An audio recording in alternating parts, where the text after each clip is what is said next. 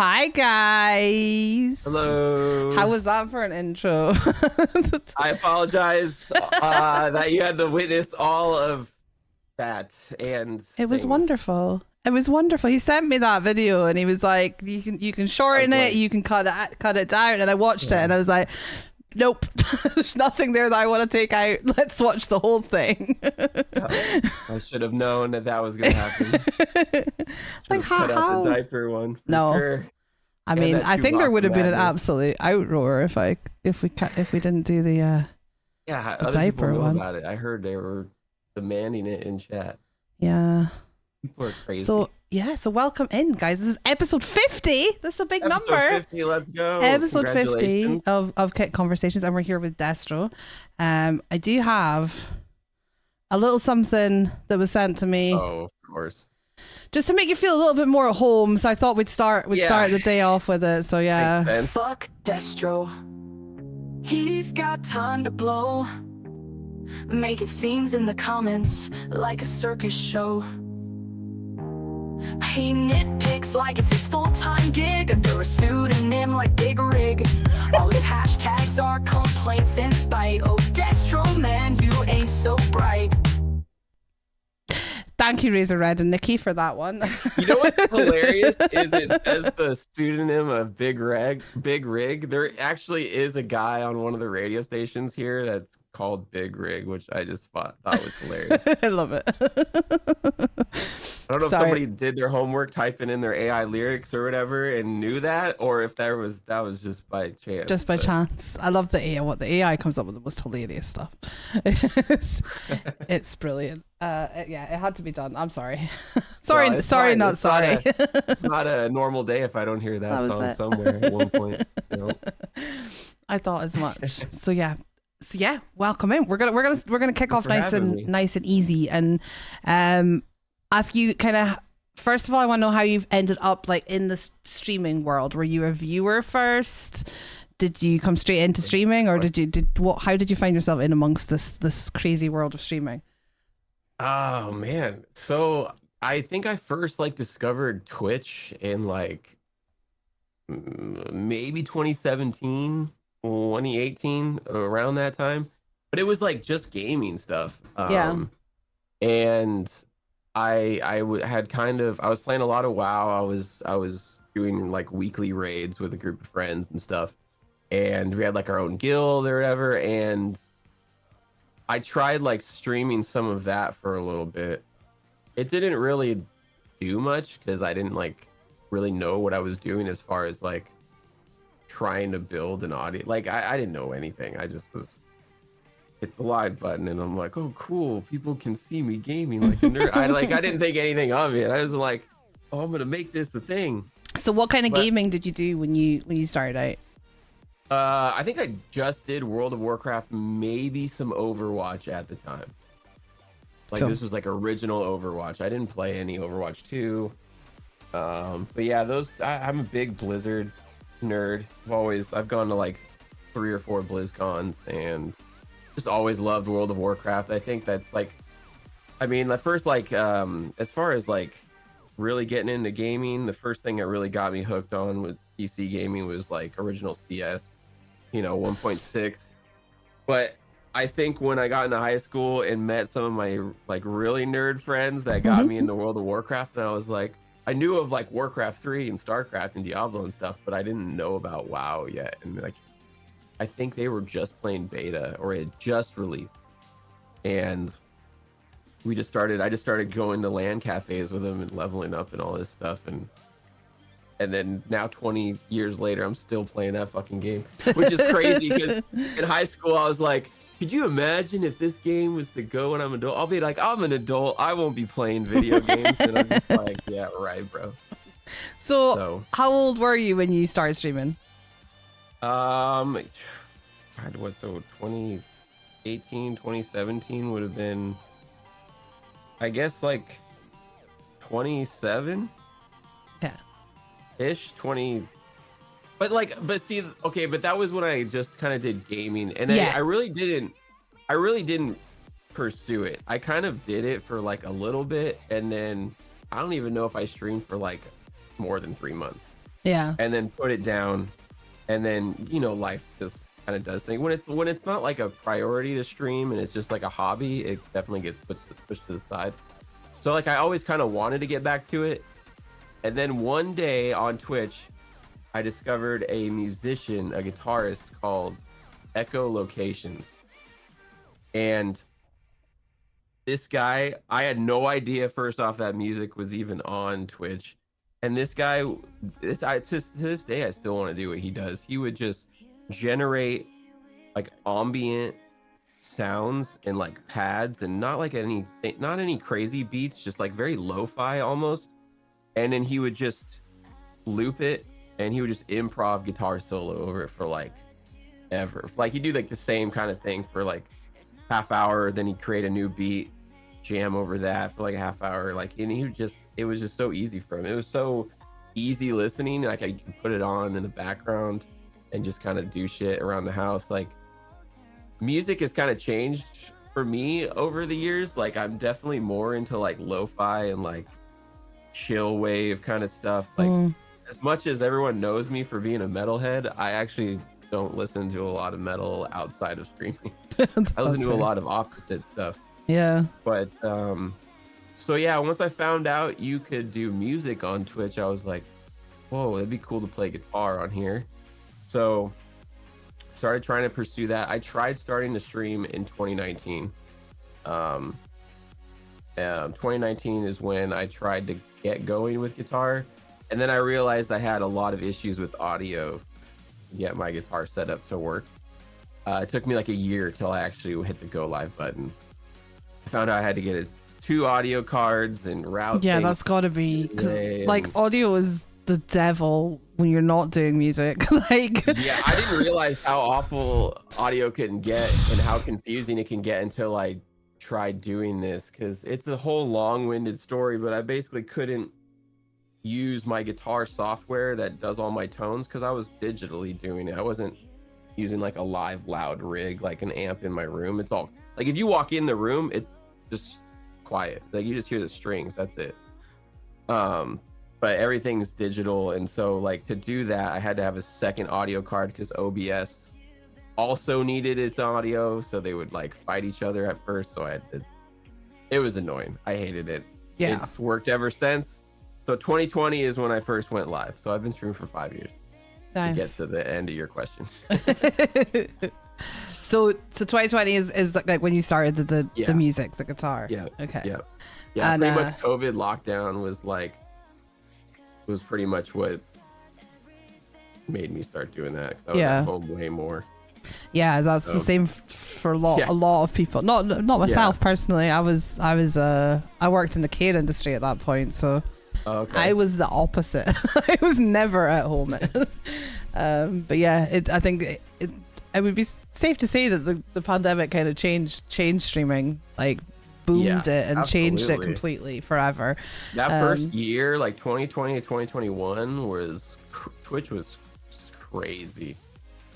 There was so many new streamers in like every category. Like the music category finally like boomed, and yeah, it was pretty crazy. Yeah, I started a little bit on Twitch in 2022, but it was literally like, it was a hobby stream with my best friend. It was something I did in the evenings to relax. It was nothing. It was nothing like what I do now, and we kind of missed the boom.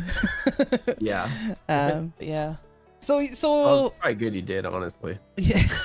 Yeah. Do you know what? I'm kind of glad I did too, because it's enough of a roller coaster, and I was, depending what platform you were on, I feel like the roller coaster has been even heavier for some people. Particularly Facebook gaming streamers, because Facebook really boomed, like in a massive way. Facebook gaming exploded during the pandemic, and I have a lot of friends and a lot of people who've been on the show who were in that and who boomed and got partnered and were doing absolutely incredible, and then Facebook kind of gave up on gaming altogether, so they've had a really, really rough ride. Well, and the same with Mixer. The Mixer shut down too. Yeah. Yep. So were you doing like a day job while you did this, or? Yeah. I was working at the time. I was working Taco Bell corporate, actually. Yeah, as IT. Okay. IT tech work at Taco Bell corporate, which was pretty chill. I mean, work from home was cool at first, but like, I'll be honest, after doing it for a long time, you're kind of just like, I need like human interaction, dude. It's like, it's not the same just being on a headset 24/7. Did you get free tacos if he's asking? Fuck no. Damn it. No, they fucking still make you fucking pay for their damn That's food downstairs, bro. Yeah, and then they fucking... Did you get a good discount at least? Hi, Eva. I got an okay discount. It really did, dude. Taco Bell's greedy, y'all. I don't know what you guys are thinking. Fucking... You guys should know this. You guys already... Taco Bell's so expensive. I'll say it right now. Del Taco is 1,000 times better, dude. We don't have a lot. We've got a few Taco Bells over here, but it's not the big thing that it is that it is in the US over here. I've never been. Yeah, so you know, side story. I don't know. Do you know the movie Demolition Man with Sylvester Stallone? Yeah, I do. I randomly decided to watch it on Amazon Prime like 2 months ago. And the main thing in that is that all the franchises that are restaurants are Taco Bells. Okay. Well, in the European version, it's Pizza Hut, apparently. Is it actually? Because worldwide, Pizza Hut was bigger than Taco Bell at the time. And I'm just like sitting there on my phone and I hear Pizza Hut and I look up and I'm like, what the and they actually have scenes with the Pizza Hut logo and everything. No they way. changed and made versions of it. It's so wild. To be honest, though, I would at that when I was young, when Demolition Man was around, like when I watched it, I would barely have known what Taco Bell is like over here. Yeah. And we've only seen Taco Bells popping up in my part of Scotland. Like we're North Scotland, so everything comes to us like last. And I've only seen Taco Bells popping up here in the last kind of 5 to 10 years. Like before that, there was none at all. It's crazy. I'm gonna have to go back and watch that now. Look for the Pizza Hut. Pretty funny. So how did Twitch go for you then in the early years on Twitch doing your guitar? How did it go?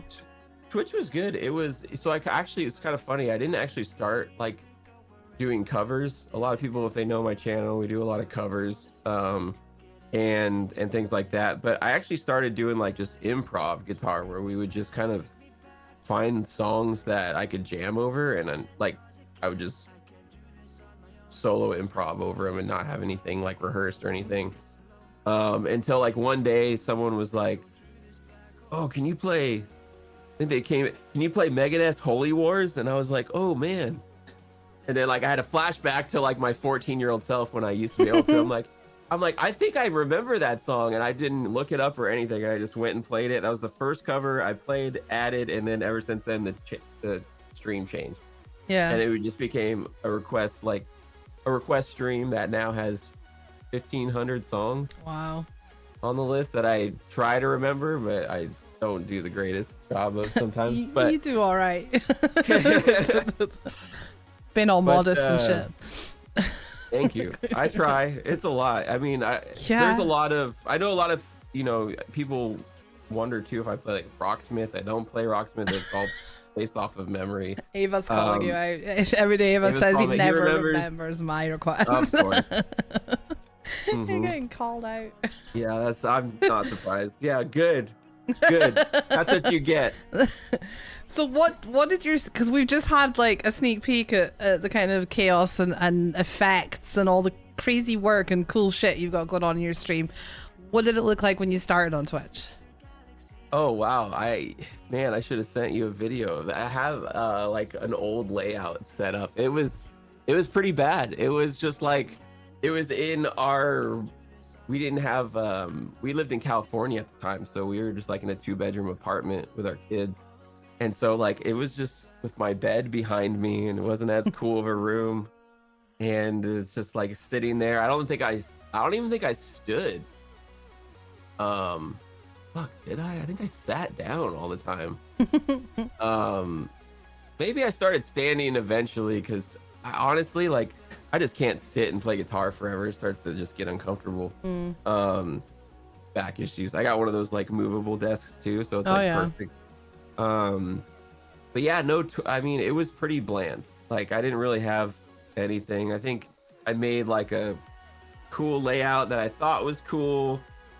It's funny how you start out streaming and you're like, I gotta add this and more and more and more, and then like the more you get into streaming, you just realize less is actually better. And you start removing things, and like my original layout, I think the camera was maybe like, yeah, like especially on the screen, like one for sure, part like, of it, yeah, but it wasn't like as big as it should be. Like it was like condensed, because I had like, oh, people want to see this.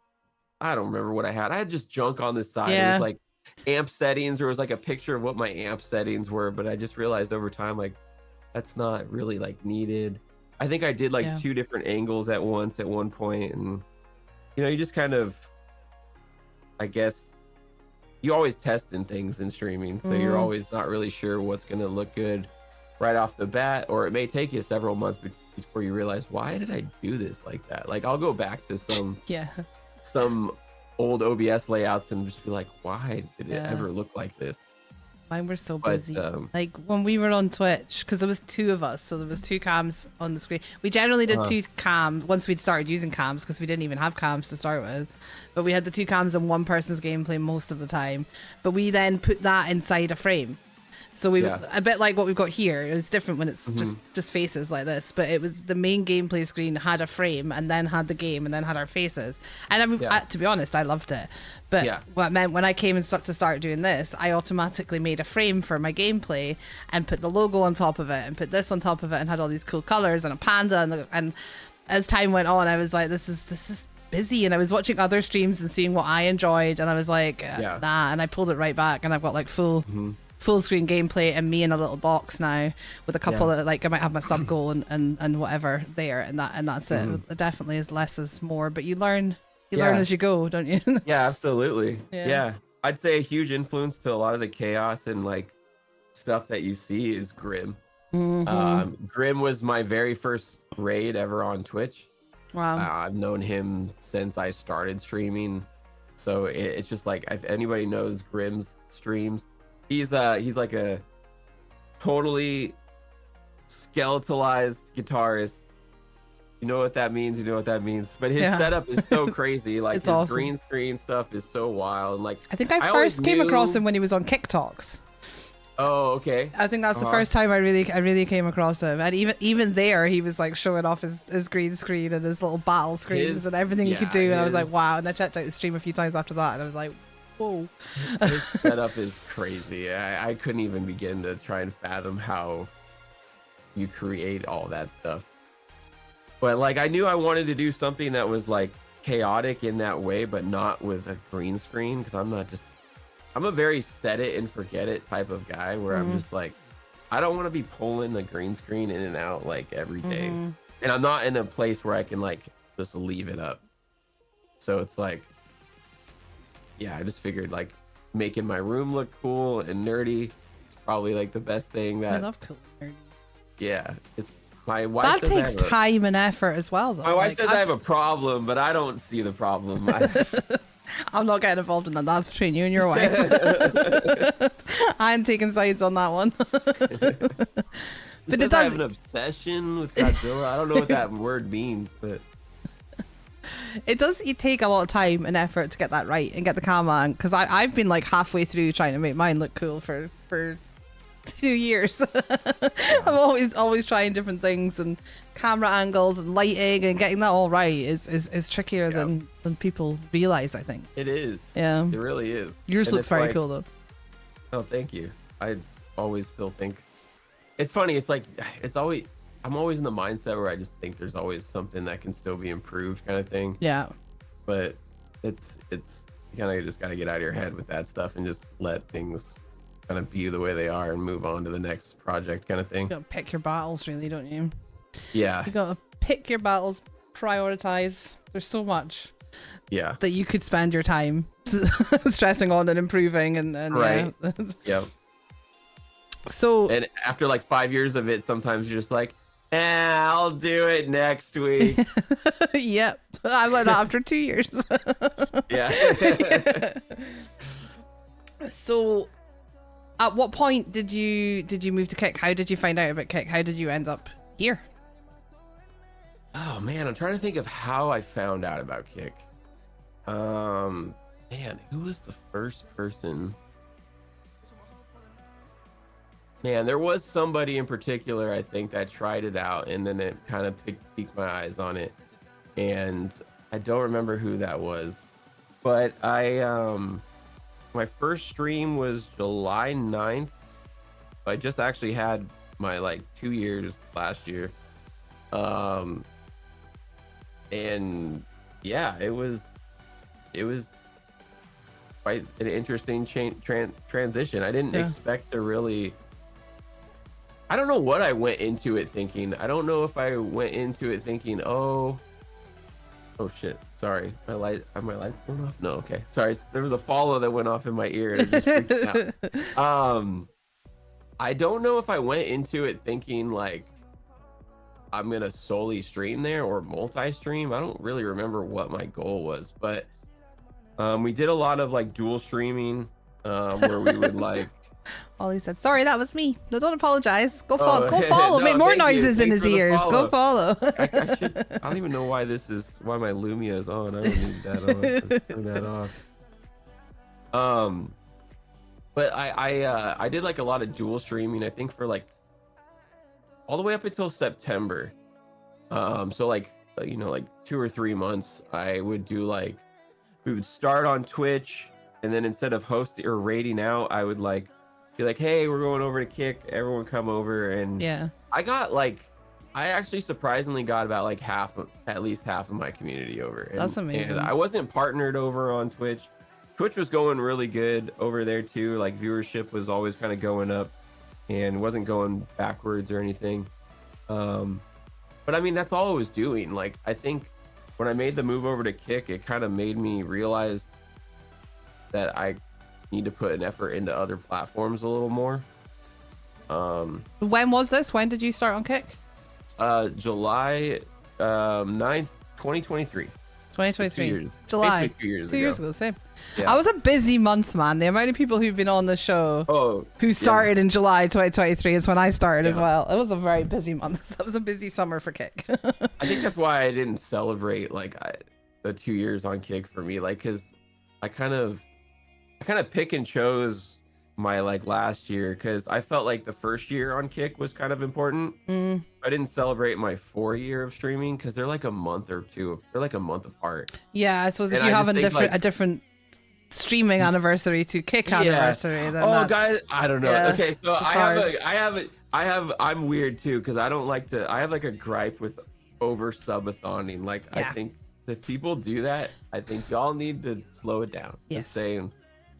It's like, can't have a subathon every other month. Like, you gotta pick and choose. So yeah, last year I didn't celebrate 4 years of streaming. I just bypassed that and did 1 year on Kick, and then this year I did 5 years of streaming and bypassed my Kick. I probably will just bypass my Kick anniversaries going forward, because what am I gonna do? Like, oh guys, I uploaded my first YouTube video 5 years ago. Yeah, let's have a YouTube-a-thon. Or I think I'd be the same if I had different dates. But this, for me, for Lazy Panda as a solo thing, this was it. So it's always the same date. But then, like, this year I did a birthday subathon. So when it came to celebrating the 2 year, I was like, well, I did a subathon a few months ago. I don't want to do another one. So we came up with a week of celebrations where we were going to be doing really awesome stuff every day anyway. And we had like on the side, we had like an unlock goal.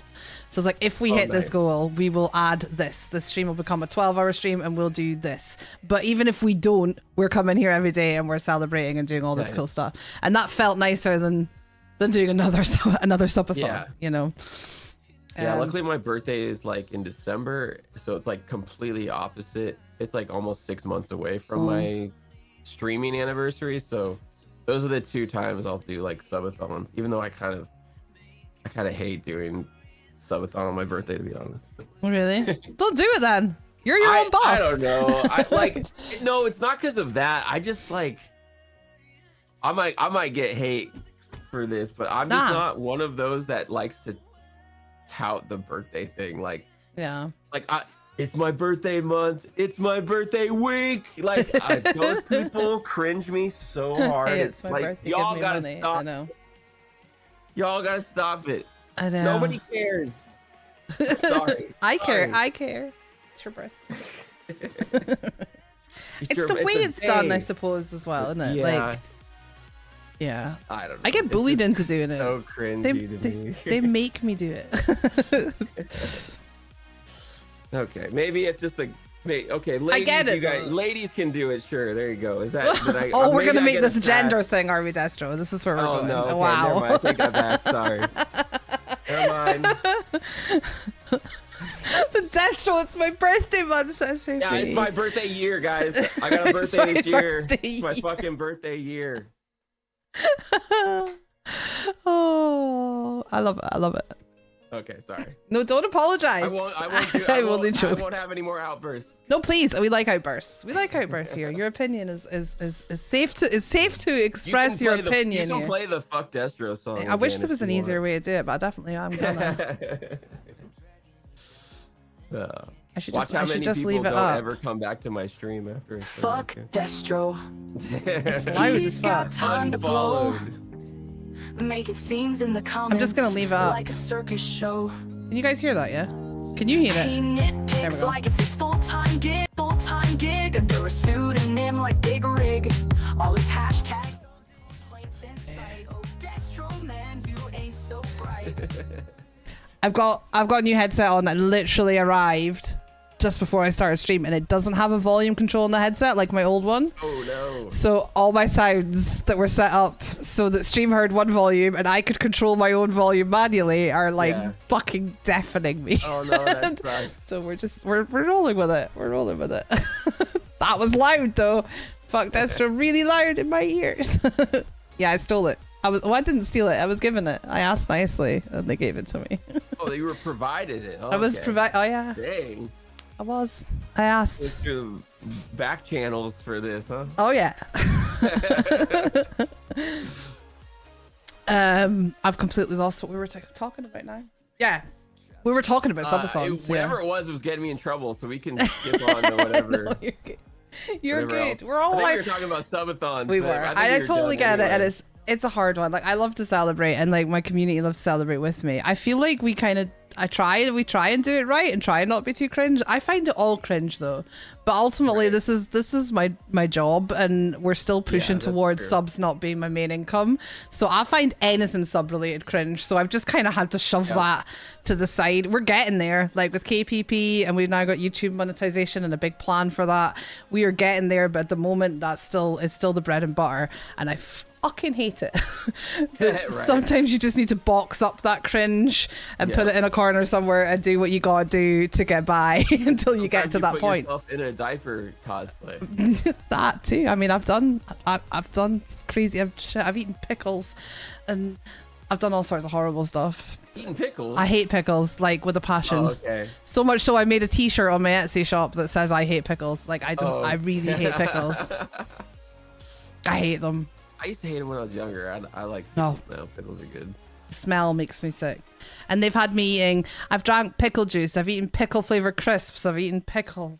They're just mean to me. We haven't done any eating stuff in ages, actually, guys. Maybe we need to bring them back. The one eating thing I did was freaking on one of the Sonic cosplays. We do sub goals for chili dogs. Oh. Somehow I ate chili dogs in one night. I don't know how that happened. And then we tried it again. I could barely eat like 3. I was like sick of chili dogs. That's gotta done some damage. Yeah. Oh yeah. That was a bad couple of days after. I bet. Jesus. I'm really not very good at spicy. I can't handle spicy, which is why I end up doing gross instead, or what's gross to me, like the pickles, the chubby fluffy bunny. Do you mean chubby bunnies? Because we did do chubby bunnies. Oh yeah, it's the marshmallow thing. Yeah, but when I went to the shop, I couldn't get normal marshmallows, so I ended up with those giant ones. Oh jeez. And I was like, we ended up being like a bet to see how many I could actually fit in my mouth, and the answer is like not even 2. but it led to some really funny screenshots. That's wild. They make them that big? That's crazy. They were and yeah, your mouth is not as big as you think it is in there, guys. Yeah. I was sure I could get 2 in there. He tells you. No. There was photo evidence, mate. Someone took a screenshot while I was live. My entire community went into Discord and changed their profile pictures to that screenshot. Oh, jeez. And it was the Discord image for like a month as well. So yeah, there's definitely evidence out there somewhere. Oh, some of the Discord people freaking did that. Red had like a Discord night or something where they watched the stupid ass Snow White movie, and I got texted to join into this, and I was like napping, and I'm like, oh, whatever. I joined in halfway through. They were creating AI images of me as Snow White, and then they all changed their profile pictures in Discord to it, and it's so you felt my pain. Yeah, it was pretty awful. I hope all of that evidence was deleted, but I'm sure it's still there. I wish I'd known about that. I would have asked Red for that too. Oh God, no! Please do not. She's live. Someone go pop in if she's still live. Go ask her, DM it to me. No, I hope she deleted Someone just jump into her stream and say, if you can, send DM Panda the Destro Snow White picture. Thanks.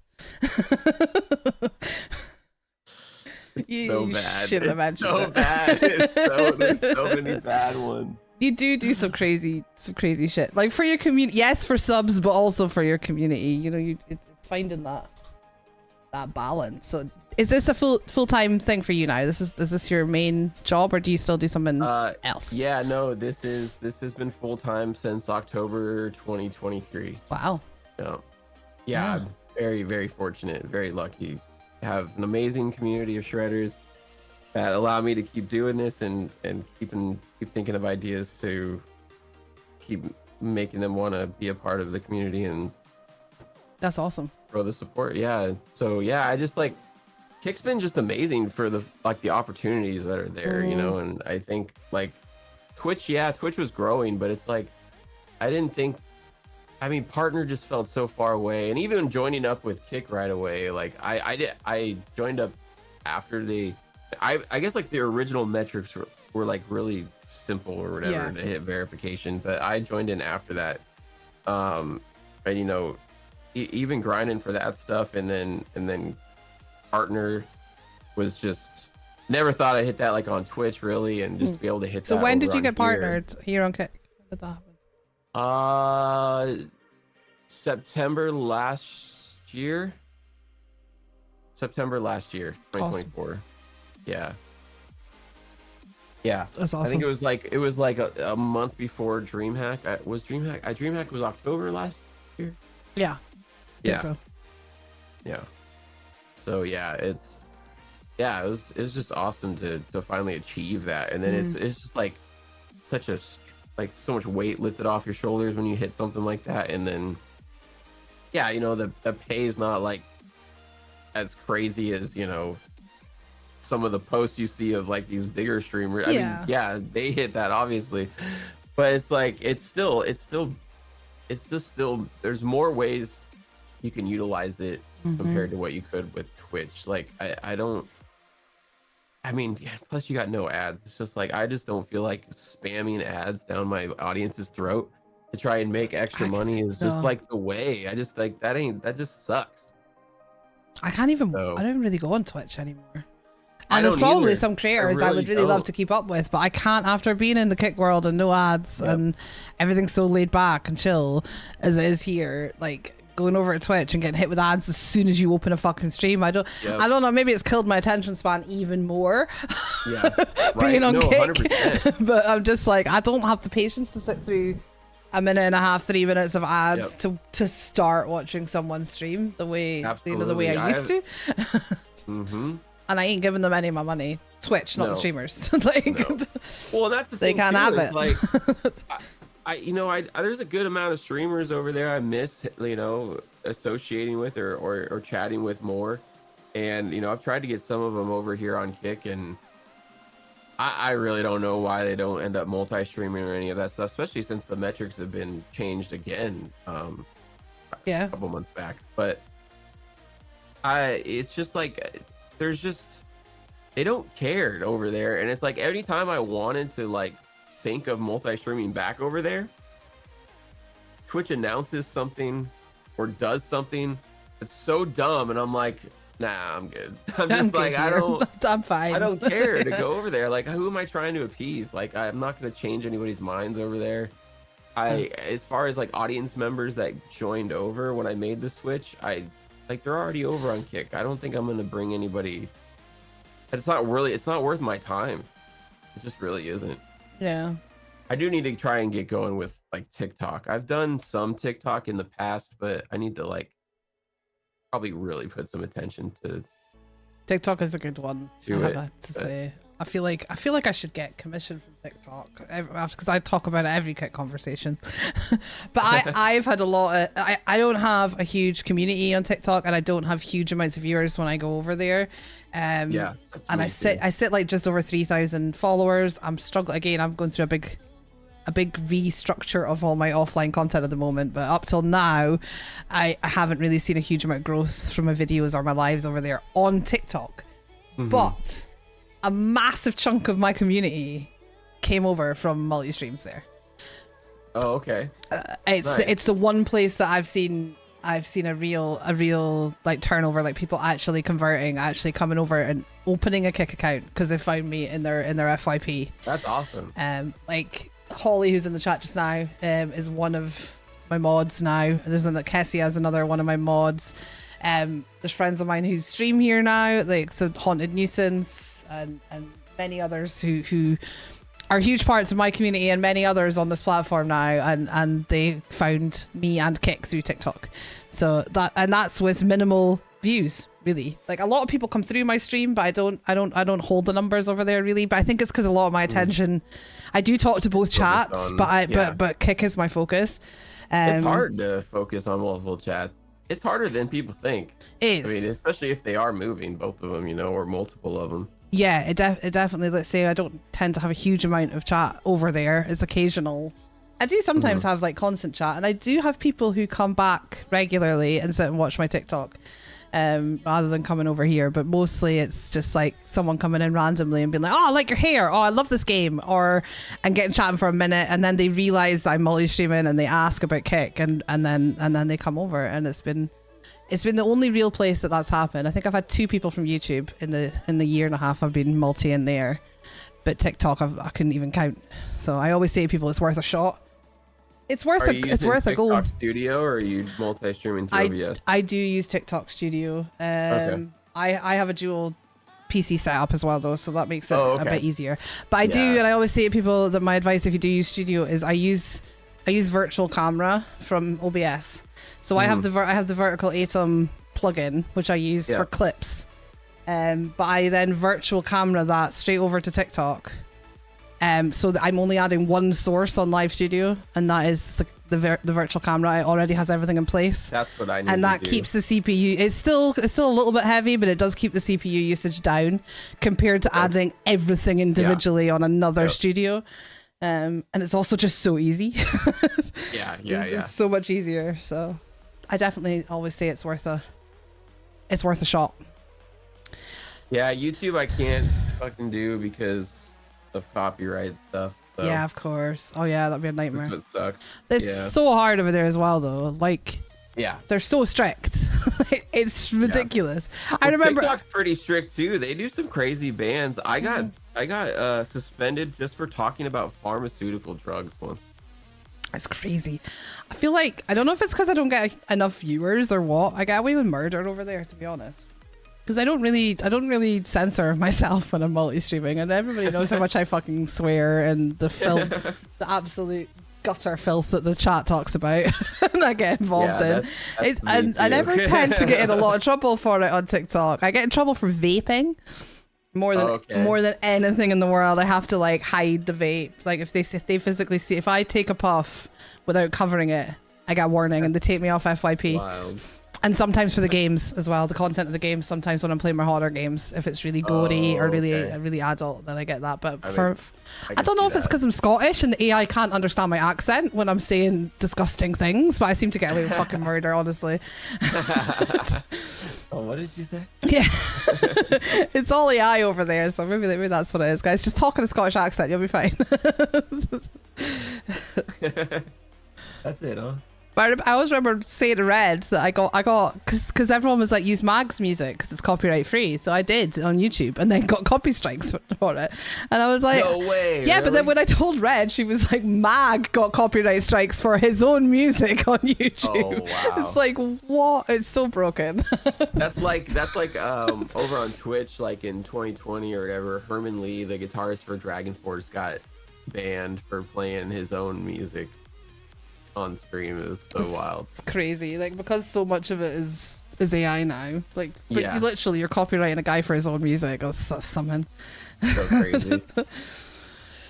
So when it comes to offline content, is that something that you do? Do you have a TikTok? Do you post videos? Do you work on offline stuff? It's obviously really different for you because your content is so different.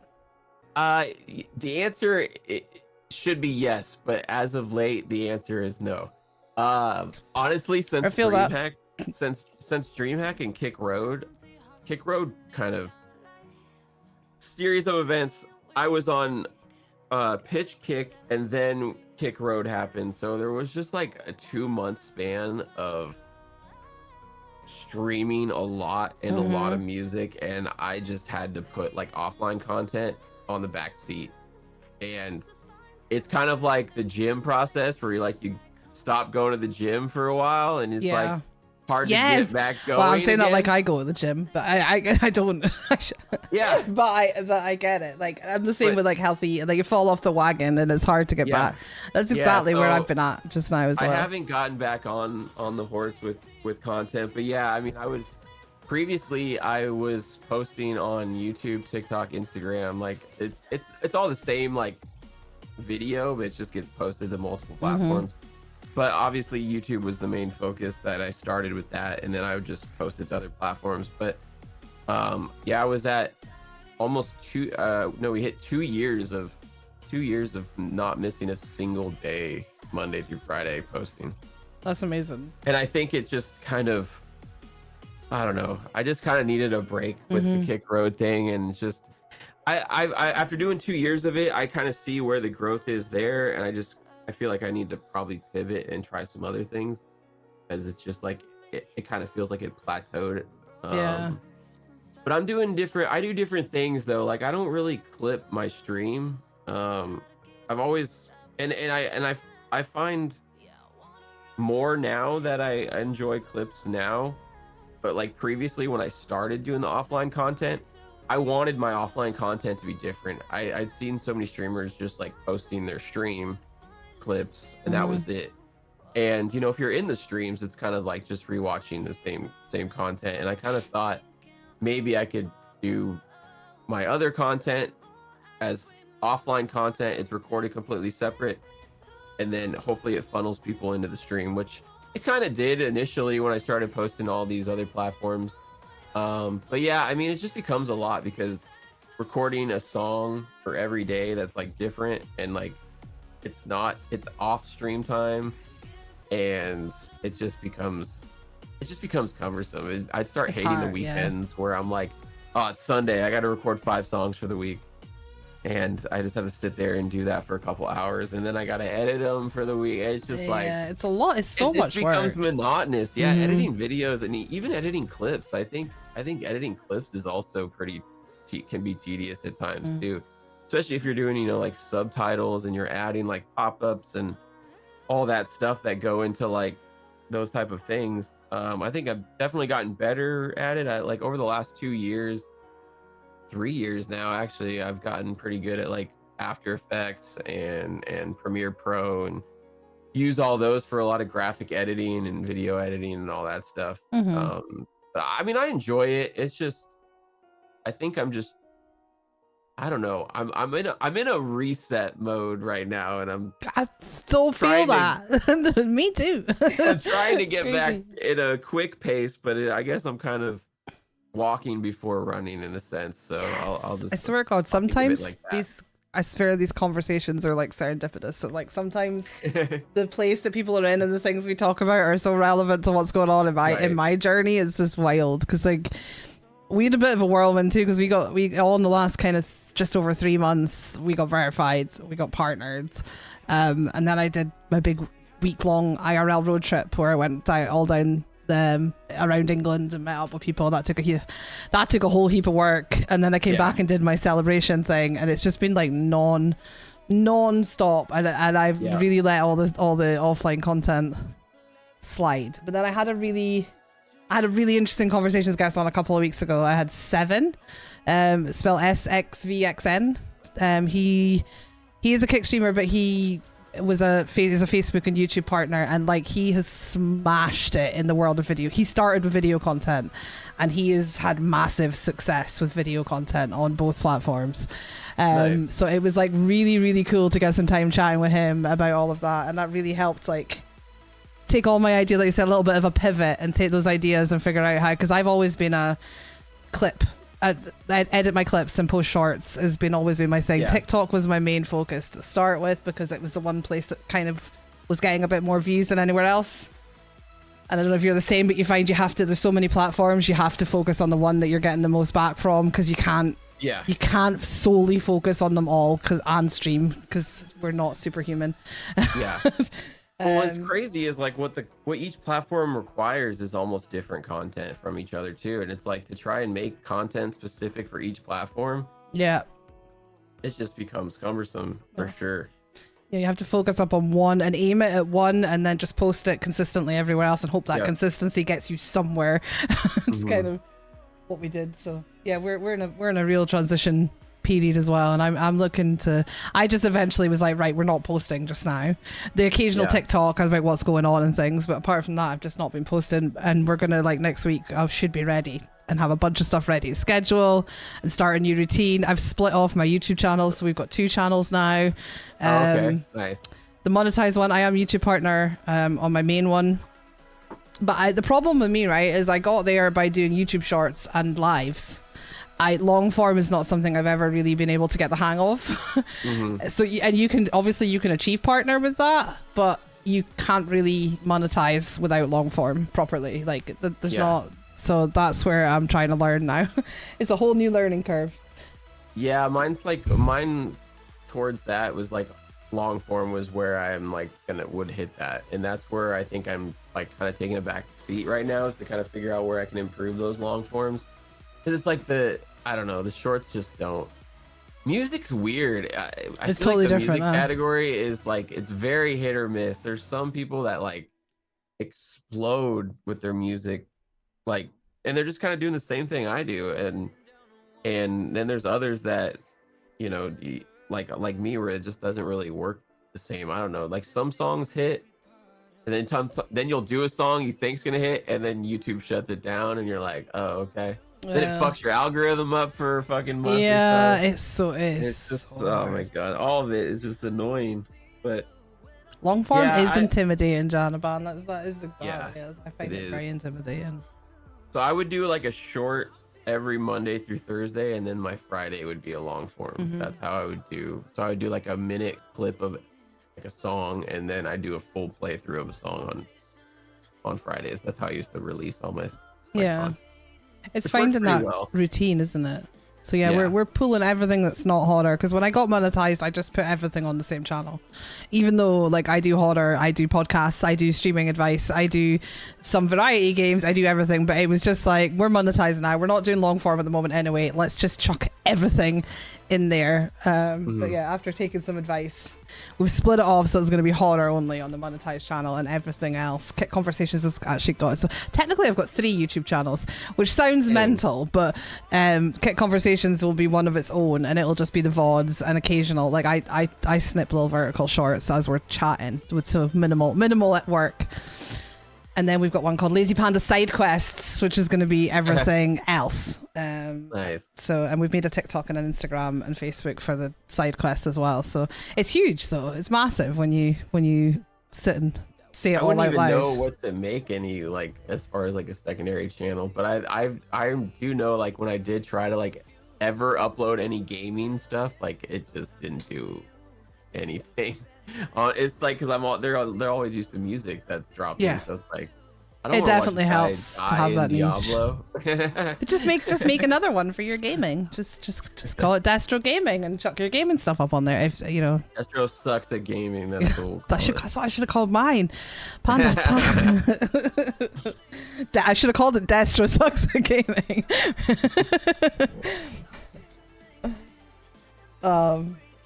Yeah, I was gonna say something and it's gone. That's my first brain fart of the night, guys. We always have brain farts. That was the first one.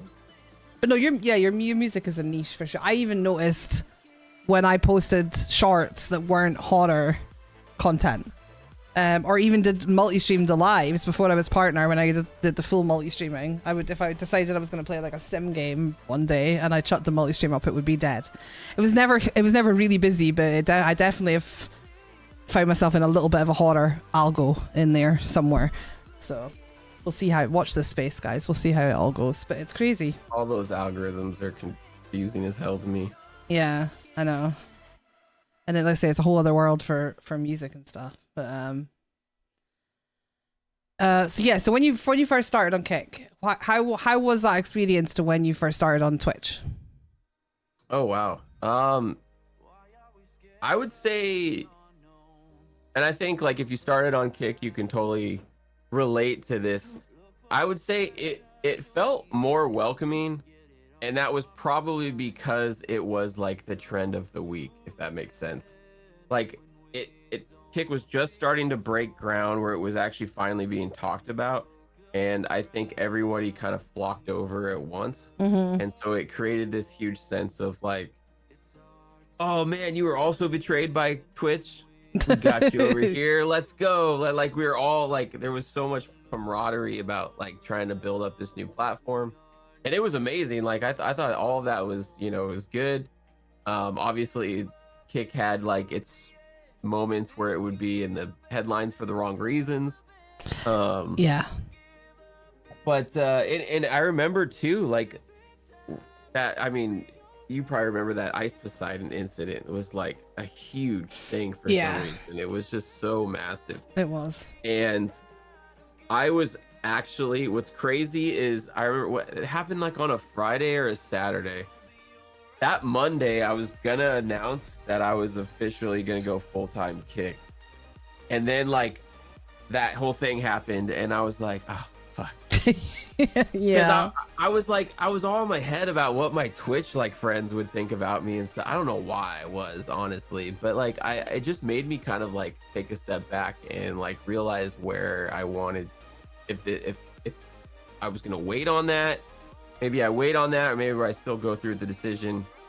I took a couple days and thought about it, and I still did. I still made the decision to switch over, and I'm glad I did, because honestly, it's just like, I don't know, people over on Twitch, some of them are very quick to just be like, oh, well then fuck you then. You must be a this and that, and how could you stream over there? And it was so bad for that. Like it was like really a year bad. or so ago. It made people show some true colors that I couldn't fucking believe. Yeah. And it just made me realize, like, and not to say that that's not on every platform, there's definitely people on this platform that are like, wolves in, sheep clothing, definitely. but it's just, I think we see you. Yeah. Oh, we see you. I think it just felt more welcoming here. I think there's just more of the streamer, the streamers trying to make sure that the platform is growing, and I think thriving and being a new thing. I think that's helped it grow in its last 2 years, 2.5 years now. Yeah. But yeah, I'd say it felt more welcoming as a community. I do wish that like the music community was bigger. That is one thing I'm super jealous of. I feel like the art community has fucking skyrocketed compared to like other communities, as far as like those niche categories that don't get a lot of love compared to why some games get so much love is beyond me, when they all do the same thing. But me too. it's good. It's been good to see just the camaraderie between other streamers here, and I feel like it just wasn't the same. I always kind of felt like an outcast on Twitch, because so many streamers that did play guitar played Rocksmith, which is like that Guitar Hero with like a real guitar. Right. And I don't play that, and like so it was kind of like if you kind of didn't play that, kind of felt like an odd man out, and it was just whatever. So I don't know. I just met so many great personalities here across different categories. I think that was another thing too. I was like very stuck in the music only. Like I didn't really branch out from that over on Twitch, where it's like here I find myself watching people of every categories, whether it's art, podcasts, gaming, or some other niche thing that is just IRL. Like I never really expected to watch IRL stuff until like, you know, there's some really good IRL streamers that go out and do nature stuff, you know, they're out camping or ice fishing and stuff like that. It's just and I think like dream hacks, I think the dream hacks are a huge part of that too. Yeah. It's like it's a very, you know, everyone keeps asking for a KitCon and all that stuff, which ideally that sounds cool, but I think it being tied to DreamHack is actually works in their favor more because there's just other things they can tie to, and they can bring in new faces that don't know anything about Kick and check it out at DreamHack. Yeah. But I think those streamer meetups and those networkings have been really good. Yeah. I've been to TwitchCon, and that was fun and everything, but Twitch is Twitch, man. I don't know how else to explain it. Yeah, that's fair. I just realized that my fucking clipping thing's not working. Oh no. A DestroCon, let's do it. DestroCon, oh boy. As long as you design the bust for it, dude, when you walk in, right? When you walk in. Let's do the big clips. It's all good. Yeah, and do you think that kind of welcoming, that welcoming feeling and everything you spoke about there when you first started, do you think that's still present 2 years in? Yeah, I'd say so for the most part. You know, it still feels very different than Twitch did. I'd say, as with all things over time, things do evolve, right? So I think like you are seeing things that happen over on Twitch probably happen here as well. You know, certain groups kind of clicking together and things like that. And you know, you got people complaining about the same things that they complained on Twitch before: favoritism here, this and that. Yeah. And why is this person verified or partnered and I'm not, and blah blah. You know, it's all the same kind of stuff. But no, I think definitely, I think there's pros and cons about what I'm probably about to say coming up here. But the thing about Kick is it's still a very streamer heavy platform versus viewership, whereas Twitch has a lot more viewership. And I think that's the pro about that, is it allows us streamers to get more connected to each other and, you know, host into each other and bring our communities over and get them associated to just make everyone's community larger. Obviously the downside of that is we need more viewers on the platform for sure, just because we just do this. The platform just needs to grow. And yeah, I think it'd be nice to get a little more features for the viewers to help kind of wrangle them in. You know, I think we got channel points now. Yeah. That's a start. I think they've tried adding PayPal a couple times and they have to remove it or whatever. They need to get that sorted out. You know, bits or kicks, as what they want to call them, whatever, would be another thing. Like those are all things that definitely, as they kind of piece in, I think you're going to see more viewers come in. And you know, whether you like the guy or not, I think Asmongold coming over to the platform is huge. Whether 100%. or not his viewers are actually branching out or not, there's something about having him have eyes on this platform that will, you don't think, because like you don't think his viewers freaking hate Twitch. Most of them do. Yeah. So it's like I wouldn't Right? be surprised how many of them did make accounts and came over here. So you know, it's all that type of stuff. You know, whether he's paying attention to the chat or not, it kind of sucks if he's not right now. I know he said he was not really gonna, but you know, maybe over time he will. And things like that, we need, like, it. Yeah, I know people are bitching he's on the front page 24/7 right now because they're kind of milking that as they want to. But it's still definitely good for it's the platform. business at the end of the day, guys. Right. That's the thing, isn't Yep. it? That is Exactly. the thing.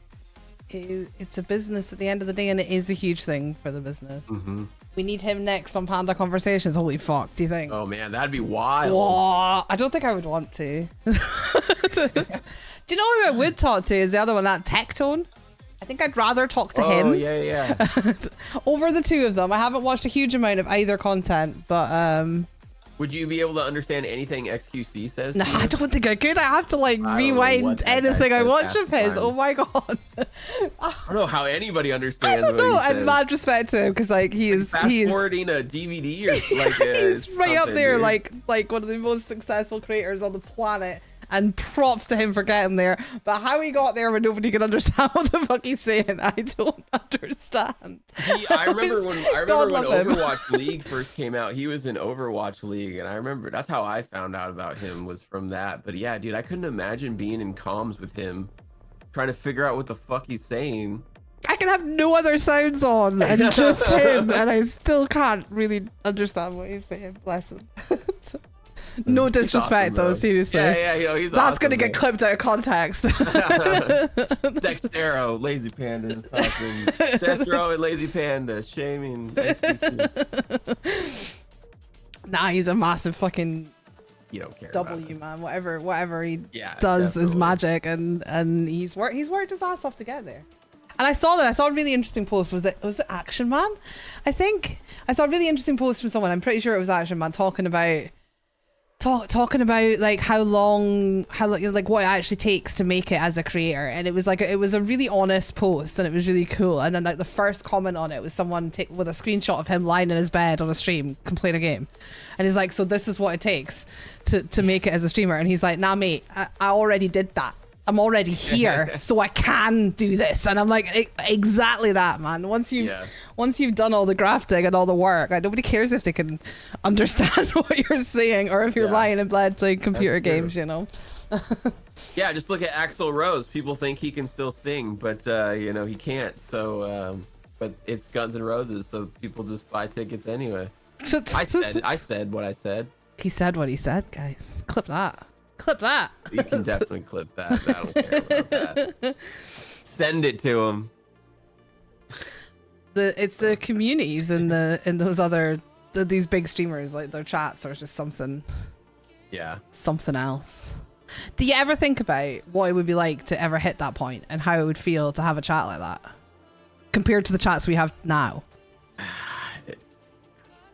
No. I feel like I miss enough chat as it is. I wouldn't even.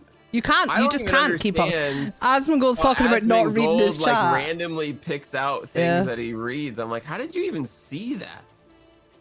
I couldn't imagine. I had front page on Twitch one time, and it was like it got up to like 12,000. Holy shit. And I just had no idea what the fuck was even being said. I'm like, all right, I was gonna play my guitar, dude. It's crazy. Yeah, front page over there is definitely wilder than front page over here. And if maybe front page is wilder on Kick because of the front page trolls. We all know what those are like. Yeah. But I wouldn't be surprised if those are over on Twitch too. You just couldn't read it. Can't read it. Going by so fast.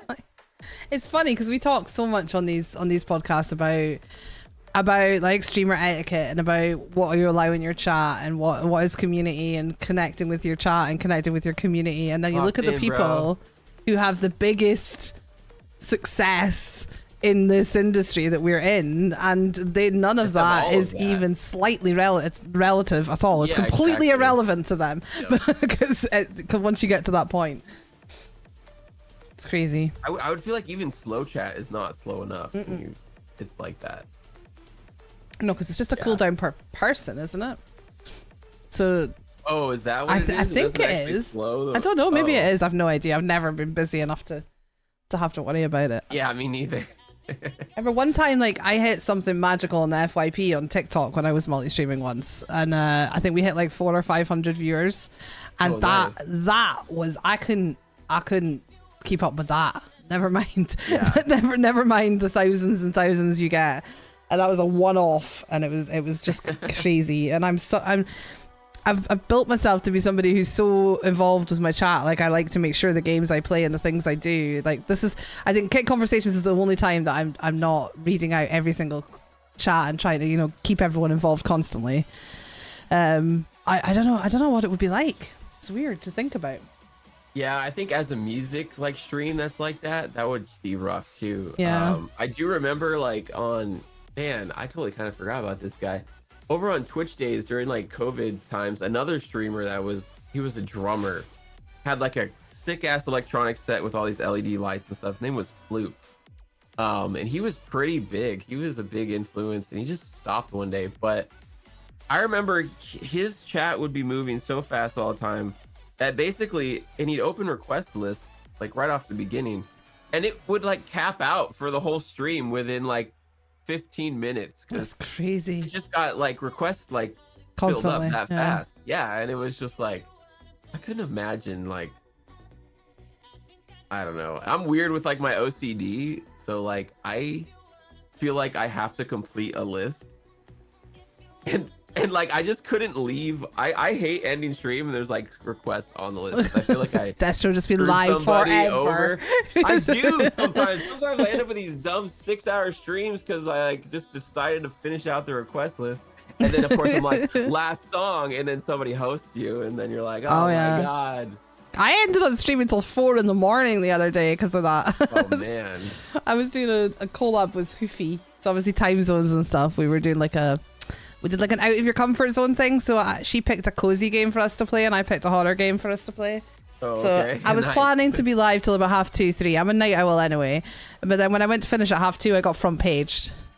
And then I got hosted twice, and I was like, fuck this. So we ended up, Hoofy had already raided out. I was literally about to hit the button. We were going to double raid, and when this happened, and I ended up playing Bandle till 4 a.m. I was like, fuck it. I want to do that on one of my streams. It's so much fun. That game looks so fun. It I is think so my much community fun. would love that They game. would, yeah, get on it. It's a lot of fun. Man. Yeah, we ended up doing that. It was Bandle Disney songs as well until 4 a.m. God, I would love it was the best. All of that. It was so much fun. But then I was kind of dead. Does it start with the drums still for Disney songs, or is it different? No, it starts with the drums. It always starts with the drums if there is Phil drums. Collins Tarzan song I would nail. They're the easy ones. Yeah. And we discovered that anything post anything before the 70s in Disney all sounds the same. All sounds like Hi Ho from Snow White. It's like the drums sound exactly the same, like some kind of march or something. Yeah. It was a lot of fun, but yeah. I'll have to try that game. Yeah, I think I found out about that through Echoes. Yeah, well, it was Echoes. I share some mods with Echoes. Mrs. Lizzie mods for Echoes as well, and it was her that saw Echoes playing it and put me onto it. So sweet. I'll have to figure something out to do that on a stream. That'll be fun. Yawn. So me deciding where to go next. So Twitter. Let's talk about Twitter. Talk about Twitter. Let's talk about Twitter. Let's talk about Kick Twitter. What does that mean? Let's talk about Kick Twitter. Do you read Kick Twitter? You know what I mean by Kick Twitter, right? The streamer streamer Twitter? Is that what you're referring to? Yeah, I mean I definitely. Can we say toxic? I know, right? Oh god, it's worse than high school and middle school. It's crazy actually. Do you get involved, or do you just watch from the sidelines? I just watch from the sidelines. I've realized over the years it's just best to stay out of that shit. Maybe fucking post a funny meme that just kind of in a way is a deuces, and then just fucking see your way out. That's my opinion. That's not what I use it. First off, I never thought I would have a Twitter until it came to streaming, because then I realized I needed it. But it's I just post stream related stuff. I'm not one that posts my opinion about shit. I think using Twitter as your personal diary is cringe. Yeah. I think you just need a better group of friends that you need to talk about that stuff with in person. Like, and especially if you're a streamer, I think if I had advice to give, I think you got to look at how your audience perceives you using those as a diary. Like, sometimes I think you have to be very careful. We all get in our emotions and everything, but it's like you say something that really, it just can hurt. I just feel like it just can hurt you in more ways than it can benefit you. And like, you can say, oh, I'm just being personal with my community and blah blah blah. Like, then do it in Discord. Yeah, like there's other places. I think, like, I just don't think you need to air all your laundry out to dry. No, but I agree. I mean, I'm the clouds. I know all about that toxicity. I read all about it. I see so many things. Oh, I love reading wild. It's just like I don't read a newspaper anymore. I just sit and scroll Twitter. Right? I have like 2 feeds. I have my For You feed, which is like my friends. Yeah. Which is safe, and then I have the main feed. And if I'm looking for something juicy to read, I go in the main feed. But if I'm not in the headspace for it, because I know that it can get a lot when that's all you get all the time when you're on Twitter. So that's why I split them off. I was like, I spent quite a while unfollowing people and training my algorithm and sorting it out so that I had a safe space on Twitter to go to. Some words that I'm just like, oh my god, shut up. Yeah. So, but and I've definitely had a couple people try to drag me into some drama, but I fucking just swatted that shit out of the way. I don't deal with that shit, dude. I've got a family, I got kids, I got more important shit than to deal with any of your internet bullshit. So it can get so, like, it just doesn't need to get so toxic. Like I stay out of it 99% of the time. I do occasionally put a post up, but I am so careful when I put my posts up. They are incredibly, well, they're actually well-meaning. I only do it when I get so passionate about something that I'm like, right, no, I do want to say this to everyone, and I do have a way of saying that where I don't look like a dick, and I'm not shitting on anyone directly, and I'm not airing. It's not like an airing dirty laundry. It's like a, come on. It's like a, come on, guys. What are we doing? Or like my most recent one, I did do one, which we will go on to talk about. I did do one, calling out Kick on the emote spammers and tabbers. Oh yeah, who are all getting verified, and that's something that like I through. Thank you so much for the sub. I appreciate you. Oh, let's go. Thank you. Mwah. That's something that I changed the rules in my chat off the back of a conversation with Red when I first became friends with her last year, and that happens. I don't give a shit. It's happening. What's been getting me down, and I know a lot of other people down recently, is seeing them constantly getting partnered and verified all the time, which just means more and more people are doing it, and for me it just doesn't fit with Kick's ethos and the things they've said about not rewarding inflating views. And I felt so passionately about that, and my friends who've just been recently partnered and verified are coming in feeling like almost like, what does that mean? What does it mean anymore? And then you've got newer streamers who come into my community who are like, what's the point in even trying to do it the right way when it was just having such a mass effect on the community I love. I had to speak up. But even then, I'm so careful about how I word that. And I worded it, I typed it, and I sent it to like 6 of my friends. I was like, should I post this? Because it is so easy to get it wrong. And this is a business at the end of the day. You don't want to get cancelled over wording a fucking tweet wrong. Right. Yeah. I guess, yeah, it's crazy the amount of that's been like, as far as like those type of chatters, whether they're actually chatters or it's like some automated thing, is getting crazier and crazier. It's out of control. Like, I'm getting them more and more every stream, and it's like, I don't know. And there are more and more that have verified ticks. Yeah.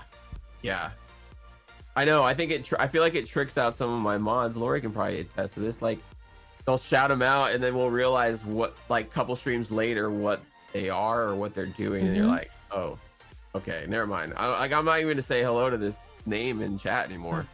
Just let them do their thing. I mean, we have similar rules to Red, that we'll time out first, though. If they're live and doing it, we time them out if they don't respond, and if they repeat offenders, we ban. And we've been doing it that way for a very long time now, and that's fine.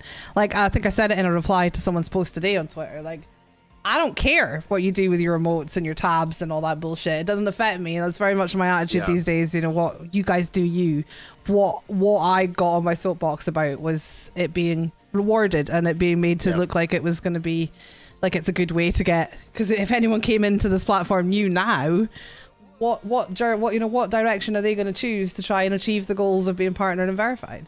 Yep. And that's just really sad. It sucks too. Yeah, I mean, like, and you know, maybe call this a touchy subject or an opinion, I guess, but like it's kind of goes with Kick Road. I think there was some rewarding of people that cheated the system in different categories on that contest, and it's just like, dude, it's just when that type of shit is happening, and you, like you said, you're seeing people cheating the system or abusing the system or whatever, doing something they're not supposed to be doing, getting benefits and reaping the reward, whether it's verification, whether it's a cash prize, whether it's something else, you know, like it's just, man, it's so deflating to see. Yeah, that's deflating is the word, and that's it. Like, I have always been such an advocate for how Kick run their shit. Like, even when they've got it wrong, they've come out and they've looked at it, they've listened to people and they've fixed it. And up until this point, they've kind of followed through on all the same ethos and attitude and things they wanted to put out there. And this is the first time I'm sitting going, what are you doing? You know, what's actually happening here? Because it is blatant. It's so blatant. I don't know if you've ever done it, but after I posted that post, I was ready for, if Andrew did respond, because I tagged Andrew Santamaria in it, and I was ready for an Andrew response of, give me the evidence, who are you talking about? Because you don't get away with not naming names to him. So I actually started when I was. I know everything about that. I've had some of you guys know. I've fucking A, dude. Yeah, Jesus. he really doesn't let you away with that. I've been on the wrong end of that too in his streams. I created a drama show for a fucking month. Oh no! After that, I'm coming back to that in a second. Oh no, we don't even. Yeah, I think we do. But yeah, I started when I was in a friend's stream watching, and somebody with a verified tech came in and did the emotes or whatever while they were live. I clicked on them. I went into their stream, and then I found someone else who had done the same thing within a few minutes, who was verified, and clicked on them, and you just get this one after the other, and they've all got the same. It turns out to be the same people. It circles round, and then there's more people, and the amount of verified ticks is disgusting. It's disgusting, and there's nothing in those chats. Like, most of those chats are at least 75% empty emotes and copy pasta messages and very little chat. There's nothing else there, and it goes on for ages. And this is who Kick is verifying. Like I say, if they want to do it, I don't give a shit. They've been doing it for over a year, but the platform is now verifying them and paying them. They're fucking paying them. That part is crazy.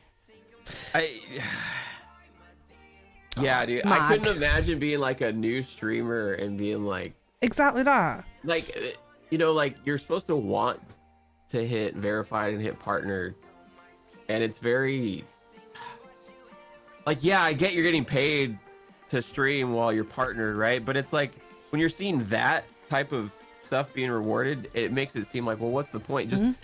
Just make me partner right off the bat then, if you're gonna you know, like, you should just create an account. I want my verification badge and partner badge right off the rip of creating an account. Go for it. There you go.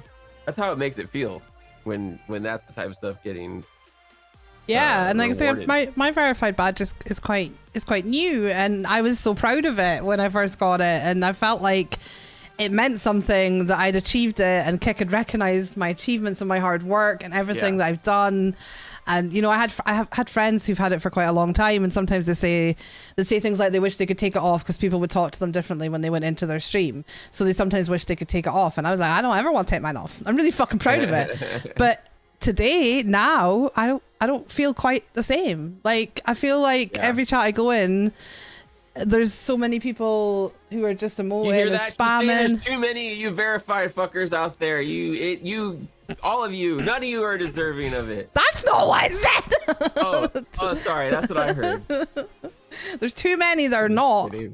They're not. They don't. If you've done it by emote spamming, you don't fucking deserve it. But that's my opinion. Creation cheated the system.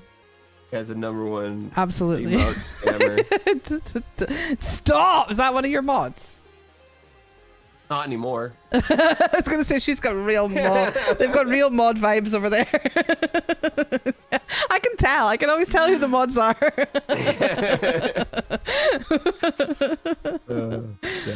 Yeah, Lori's my lifesaver. I'd probably have been canceled if it wasn't for her, to be honest. Okay. Let's just not get me cancelled in the process, okay? Send me help. I'm gonna send you help. I'm gonna send you flowers and chocolate. Keep this one on a leash. Is you what Lazy Panda said on her stream? Yes.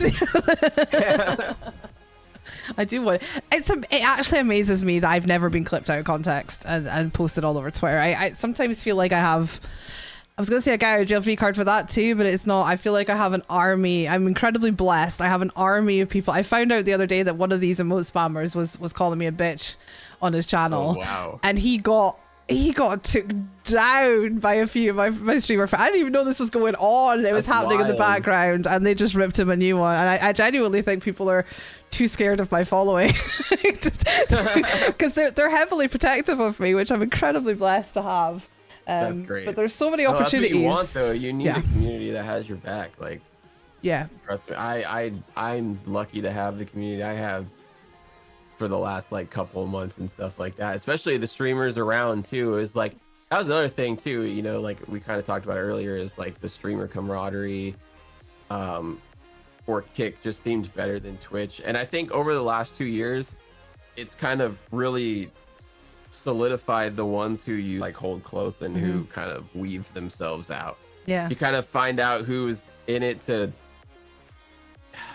you know, you start to find out who's trying to kind of better themselves and not be a genuine like friend of things. And so I think like DreamHack was this past DreamHack in Dallas was absolutely amazing. So jealous. Just being man, it would have been awesome. We're so close. We're 27. Are you going to Atlanta? Yeah, I am. I signed up. I mean, I'm 95% sure I'm going, but yeah. Well, I'm 27% sure that I'm going. Okay, we have a fund that 100% has to be filled because I still struggle to cover the basics on a monthly basis sometimes. So if we're 27% there. There we go. Let's get her there, guys. I didn't even want to. I was too scared to do it. Again, going back to the whole thing briefly that we touched on about subs and feeling like you're asking for money all the time, and I hate it. And I've always avoided doing big dono goals because I've always been so scared that if I get big dono goals for something separate, that I won't be able to pay my bills because the other support might dry up a little bit. But I literally did this because I was scared that Razor Red might fly to Scotland and kick my ass if I didn't. So I was peer pressured by Red. Thank you so much, Ava. I appreciate you. She's good at that. Yeah, but it feels right for me now as well. Don't buy drugs from Red. I'm not get you guys to do them.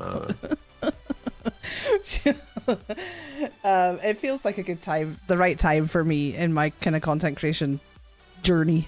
I hate that word, but yeah, the dream hacks are a lot of fun. Dream hacks are a blast. When was your first one? How many have you been to? I've been to 3 now. I went to Atlanta 2023 was the first one, which was like Kick's first. Like they didn't have a booth there. They were like tucked behind some pole with just like a beer pong table and or foldable table, sorry, and like a box of t-shirts they were giving out. I love that. And then I missed Dallas 2023 or 2024, yeah. And then went to Atlanta 2023 and then Dallas 2024. Yeah. I think Dallas was probably my favorite so far, though. Dallas was huge, and it was just easier to get to that convention. The Atlanta one, it's not horrible, but it kind of... Well, I might have a possible room in an Airbnb that's a 5-minute walk away from it, so that won't be too much of a problem if we hit the goal. That's perfect. Hoofy's got me set up. That'll be perfect. Yeah, fingers crossed. It would be absolutely amazing. It would be so amazing to meet all of you guys as well. But that'd be awesome. It's so fun.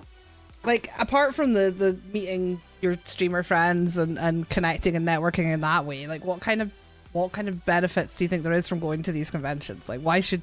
What are you doing? Thank you, Laurie. Thank you so much for the dono.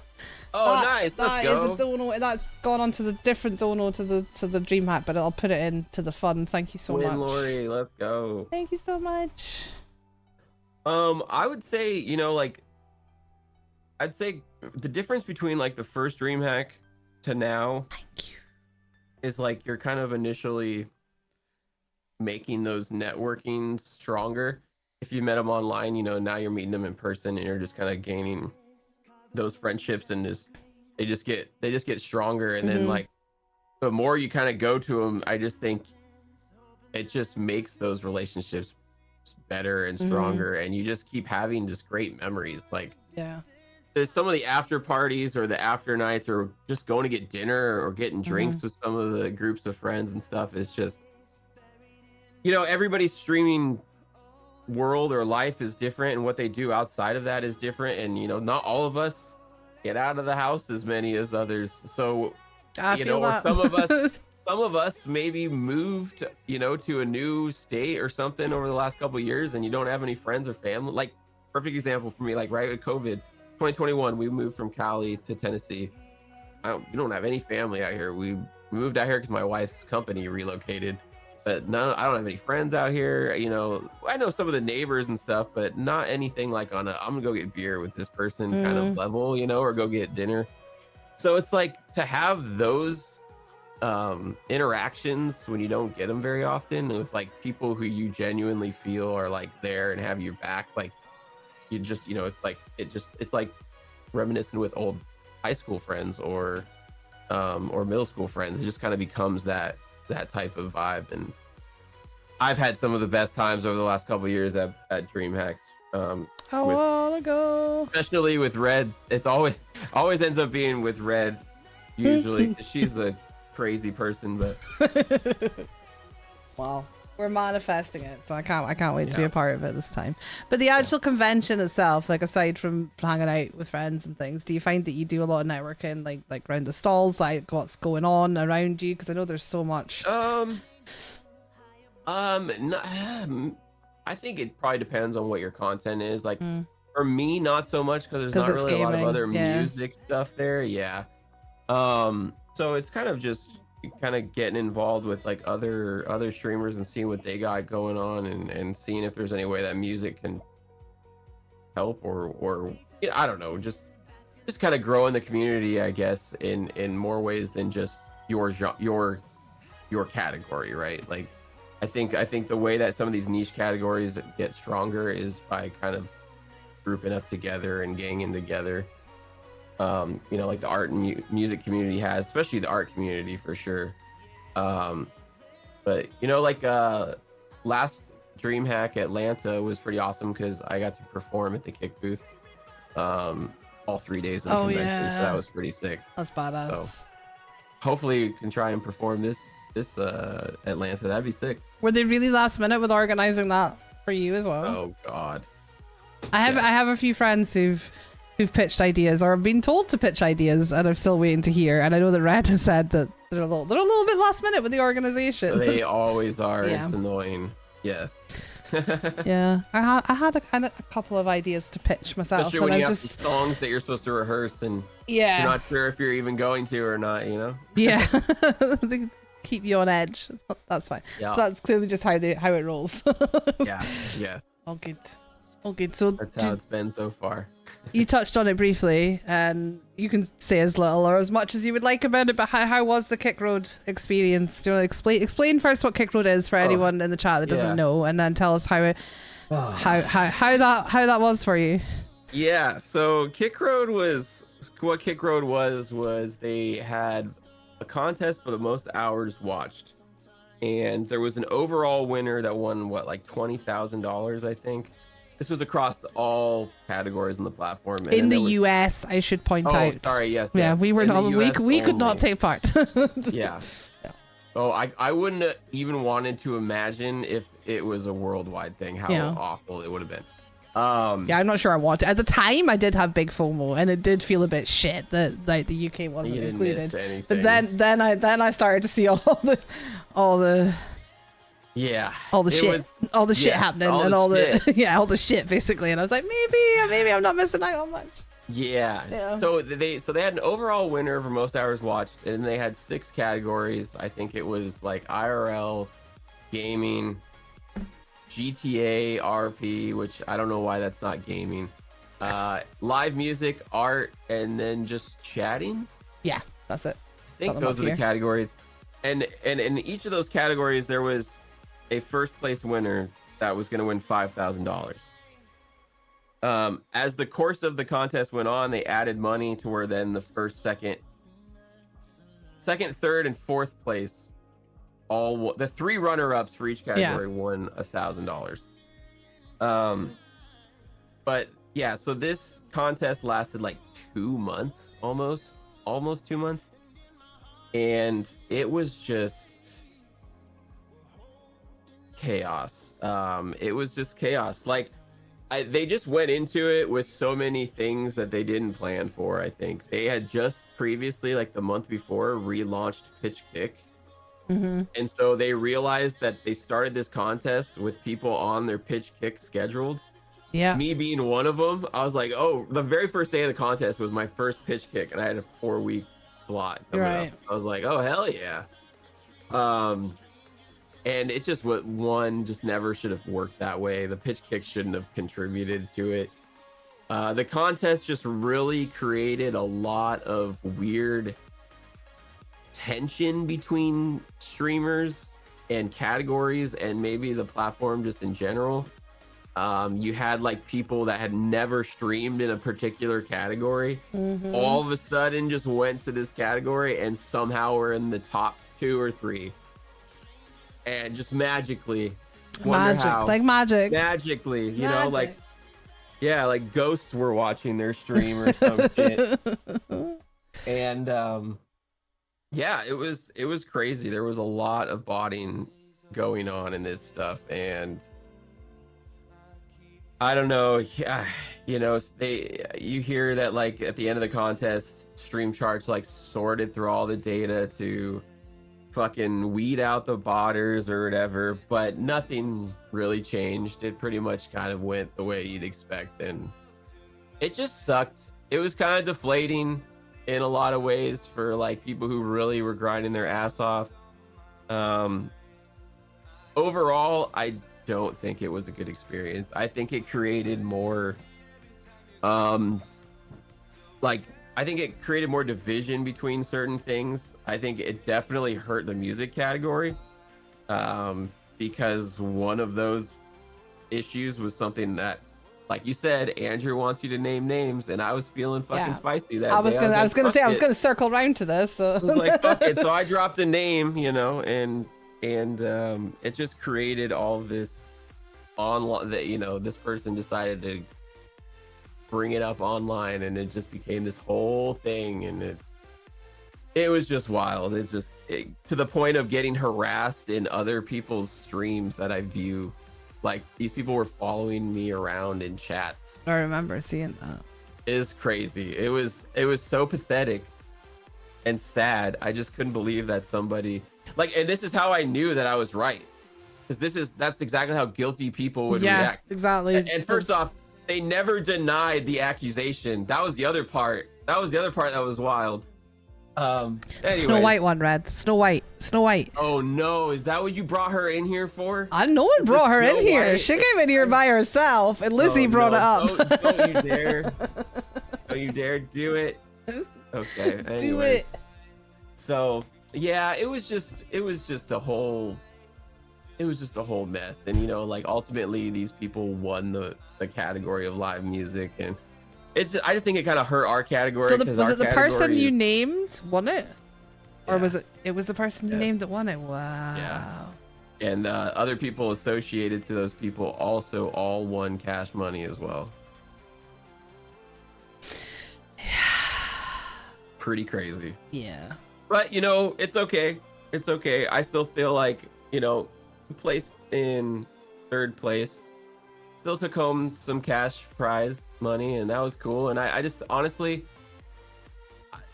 even though I didn't get announced or like that I didn't win that. Like I didn't even care at that point. Honestly, I wanted the whole situation to just be over because I was just over it. Because I'm not about like being a part of any of that drama and shit. No. And they kept trying to drag me into it, and I just wasn't about it.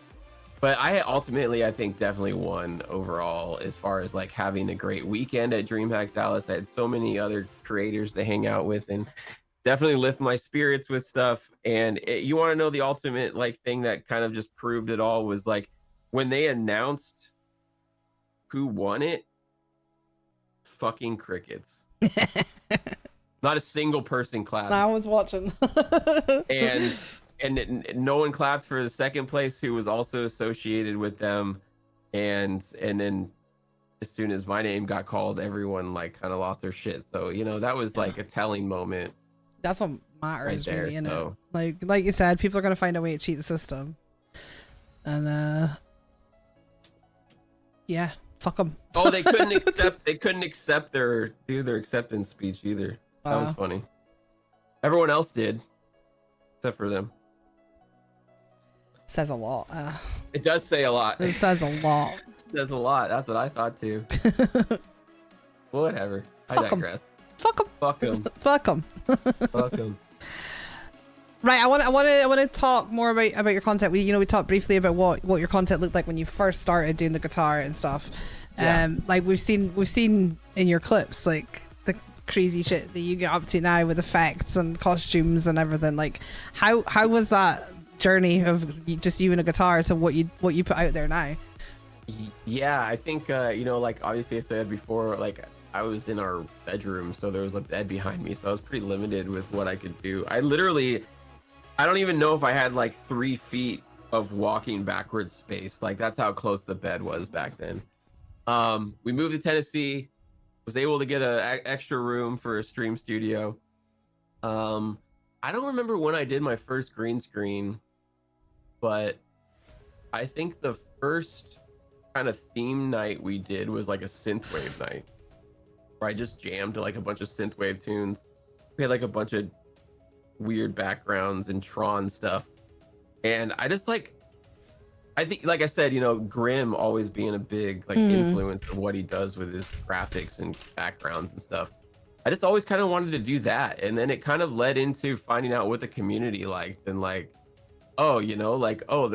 there was a new Mortal Kombat game coming out. Well, I fucking love Mortal Kombat. Let's make like a Mortal Kombat like theme stream, and I'm just dumb and have to go over the top. So I make way too many overlays and like all these intros. Like it's just I'm running out of hard drive space because like all these themes just take up so much stuff and edit. Like my OBS is awful looking because there's so many different scene collections, and I mean they're organized for the most part because I got OCD and that I can't let myself not be organized. But I kind of add too much sometimes. There's a lot of dumb shit on my stream. Yeah. It's to distract from the average guitar playing. That's how I view it. I'm sorry. Oh, are you viewing things right now? Is that why you're laughing? Oh, great. Oh, no. How many did you send? Oh, so many. Oh, no. I just had to put them on stream. Right in the middle of that, you were like having a serious chat there, and I'm like, yeah, I didn't hear anything I said. I heard the beginning bit. Oh my god, they're even better than I imagined.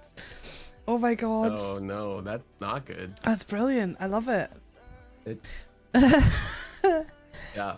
Okay, I'm gonna have a fiddle so I can put a screen together so we can watch it. But okay. But yeah, let's ask you something else. You can chat while I fiddle. Sounds kind of weird, but yeah. If you could give like one bit of advice to somebody before they, whatever the content, like before they start streaming, yeah, what would that one bit of advice be? I think everyone's opinion on this word, whether they hear it, they've heard it before 1,000 times or not, or they think it's right or wrong. Consistency. I think consistency is key. I know that saying sounds so stupid. It's not funny. It's serious. She said more. I'm sorry. it's not. This is a serious matter, Panda. Okay, consistency. I'm sorry. Carry on. Consistency is really important. It's very important. Yeah. It's super important. If you're sending more and more AI Snow White photos, don't be consistent with that. You can stop that right now. Oh God. Red coming in here derailing the stream. Oh my goodness, it's good though, guys. It's real good. Yeah. Anyways, no, I think consistency has probably been one of my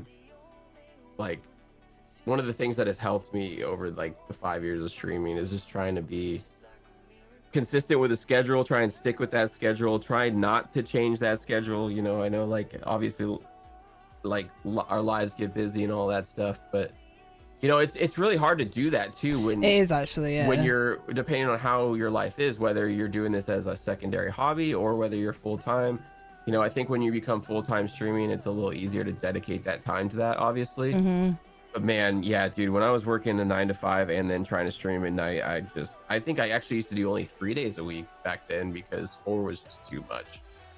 It is crazy. Like I've said this because obviously we have quite a few streamers on here who we have full-time streamers, but we also have people who do it part-time as well as a full-time job. And I've always kind of said that to start with, I struggled a little bit like making comparisons because I'm like it's so different, but in some ways there are so many similarities because like doing it full-time, you have so much more commitment to like your offline content and the behind the scenes and everything else. Yeah. And I almost kind of see that now as that's one job, that's like a full-time job, and then the streaming is like a second full-time job. Yeah. So that like the similarity there between doing a job, it is kind of like doing 2 jobs when you do this full-time.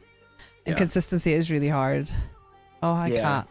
I think the best thing about that with consistency though is like think of it like your audience joining into like their favorite TV show. Like Saturday morning cartoons, you knew it was always going to be on at 9 a.m. in the morning or 8 a.m. in the morning kind of thing. Like I think when your audience knows when you're going to go live and they can kind of count on when they can view you, I think helps you in so many ways, whether you're a new streamer or you've been doing it for years. You know, like I've seen in the past, like some streamers were like, I don't understand why I can't hit the verification metrics, yet they go live like in the morning one day and then they go live at night the next day, and then they are midday the day after that, and then like their schedule makes no fucking sense. And I'm just like, well, yeah, because no one knows when you're fucking live, dude. Like you're literally depending on your go live notifications to keep people in the know, and like sometimes those don't go through. And if you've been on Kick long enough, you know that those don't always go through. Yeah, right. that's so true. Get it together, Nerm. No, I'm just kidding. I'm not calling you out. I'm just kidding. Yeah, no, I'm not meaning to call any streamers out that do that. I'm just saying. Okay, cat, go away. I'm gonna have to let the cat out, or he's just gonna sit on top of me until I open this door. 2 seconds.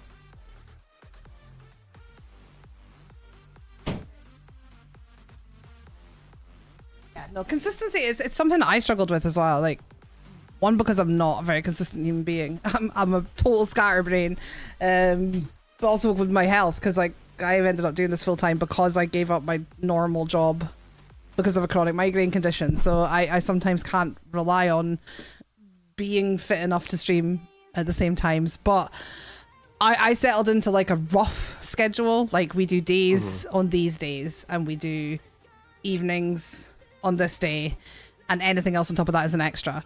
And I just try and advertise as heavily as I can in advance if I have to change things. And that even just that made such a huge difference. Just having like a base schedule. Obviously, if you can be live at the same time. As a creator to plan your stuff around that. Yeah. Because when you're like have nothing to really plan around, you're like, all right, should I go live or should I do offline content? And then you're like in this conundrum of what you really should be working on or whatever, or what you're deciding to do. And you know, if you have that schedule, then you're like, all right, well, I stream at that time, I can knock all my offline content these hours. The schedule tends to be as much for me as it is for the community as well. Like I need that too. Like I need that structure. I'm not the most organized. I'm like ADHD disorganized brain fucking all over the shop. Live my life is chaos, but I need regular routine more than organization. And without that, my mental health really takes a dip. So I found I had to have that, and I do have those base days. It's just, if it has to change on the day, it has to change on the day. But we try and stick to the best we can. Should we have a look at these photos? Sure. Are you guys ready? Hi, Tommy. Against my will. Hi, Nerm. Hi, Alice. Are you guys ready? I need some hype in the chat, though. I need to know that chat are ready for this. Am I gonna pee myself from laughter? I do have to maybe use the freaking restroom. Something. One of my mods told you I have an old man bladder. Yeah, they did. Do you need to pee first? Yeah, I do. Or can you cope? Should I do that real quick? He needs to pee. Yeah, I'm gonna pee myself. He's just putting it off, guys. He's just putting it off. Should we just watch them without him? No, no. I want to see the reaction. His face watching his own fucking clip compilation that he put together. His face was funny enough to watch. This is the time, guys, when you give me all the good stories, all the good things to ask him about. You haven't seen them? Oh my god, they're something. They are something, guys. Thank you, Red. I love you. We've already played the song like twice. I'm sure it'll come out again before the end of the stream, but we've already played the song twice.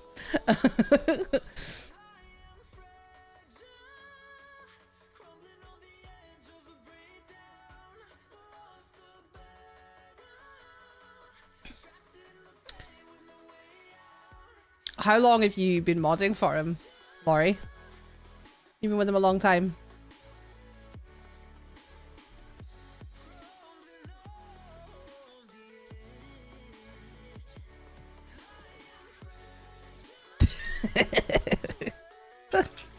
Too long. Several years. I love that.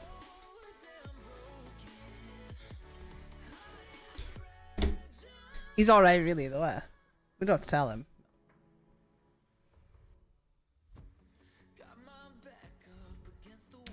Let me just check my screen is working the way we're building up to this. We're building up. Oh, it's perfect. It's absolutely perfect. There will be a delay, but come on, we're ready. Sorry. Oh, that was in the clips, Lottie.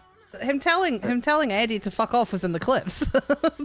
We were talking about that. I had to piss, and then my daughter asked for a hammer and screwdriver. It's always the same. Like you can't leave the room because you don't get back. Yeah.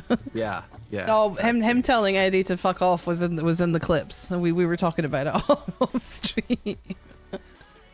Kind of surprised he came back. I know, right, Jonathan? I'm saying. Right, I'm gonna get onto these photos. There'll be a slight. I've only put them on the stream. I haven't put them in for you, so there will be a slight delay for you, Destro. But oh, of course.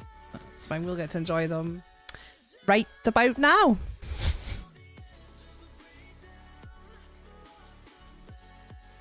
They were. Where do I go to see this? I don't even know what to say. Oh my god. It's just gonna be like a wordless experience for me. You're so pretty. Thank you. Red looking fire, by the way. You too, Destro. You look fire too. Next one? I didn't. They wanted me to shave my beard, but I was like, no. Next. Oh,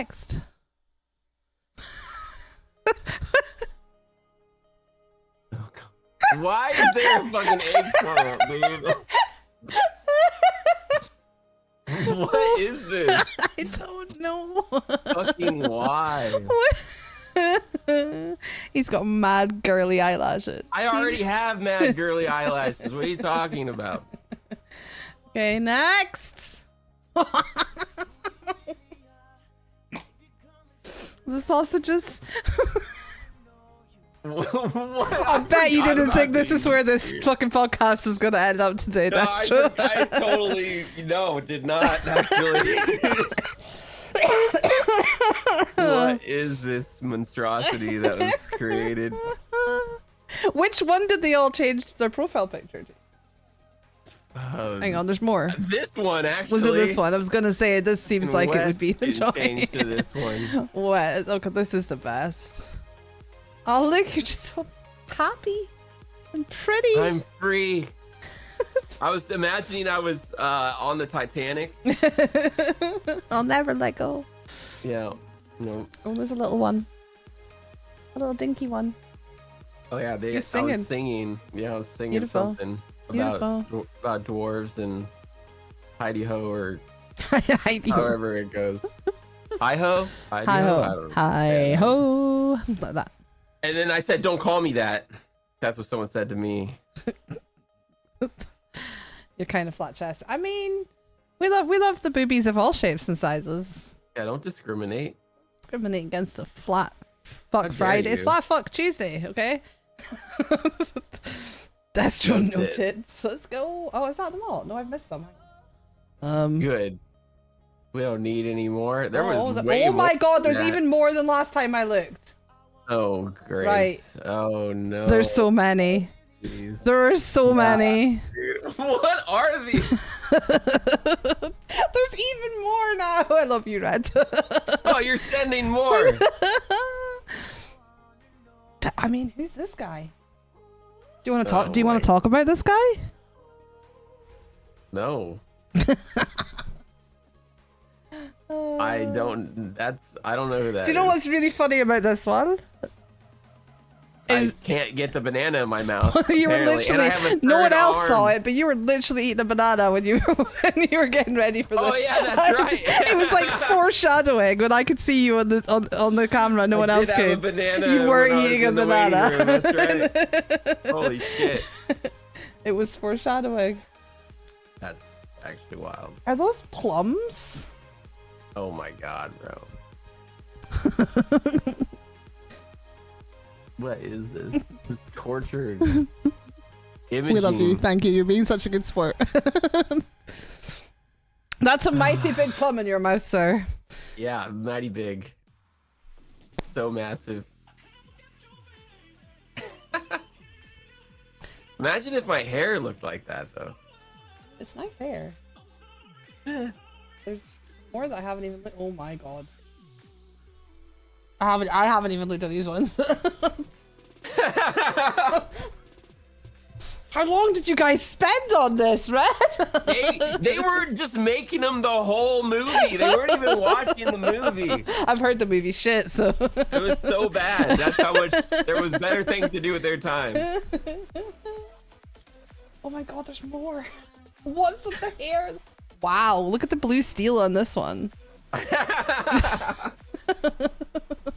I was pissed they added those extensions. Oh my god. Oh my. 50 Shades of Grey.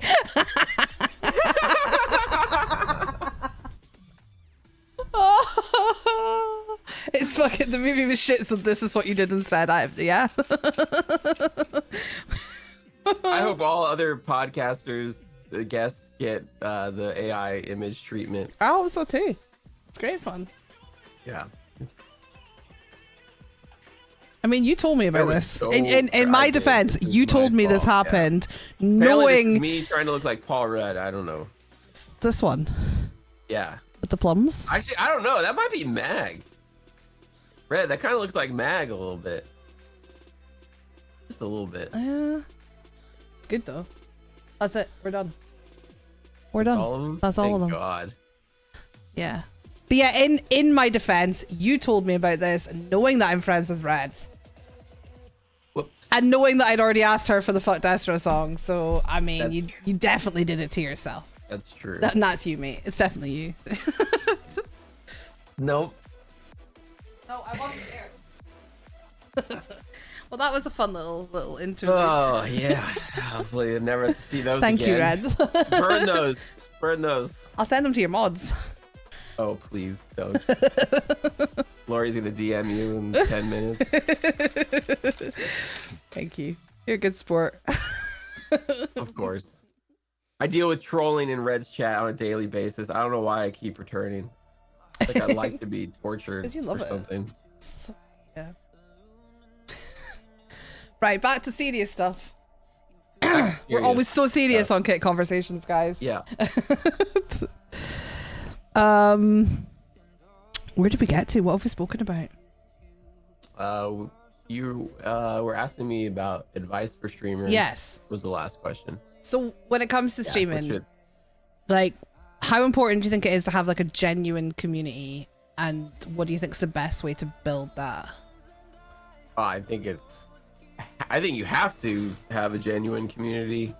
You know, like you said, like I like a lot of this like emote, follow for follow, support, like it's just like it doesn't work in the long run of things. Like I like, and I think like you had said earlier, what do you think's changed from like the initial of Kick like 2 years ago versus now is like, I think a lot of people didn't realize who was a part of that support, follow for follow kind of stuff at first.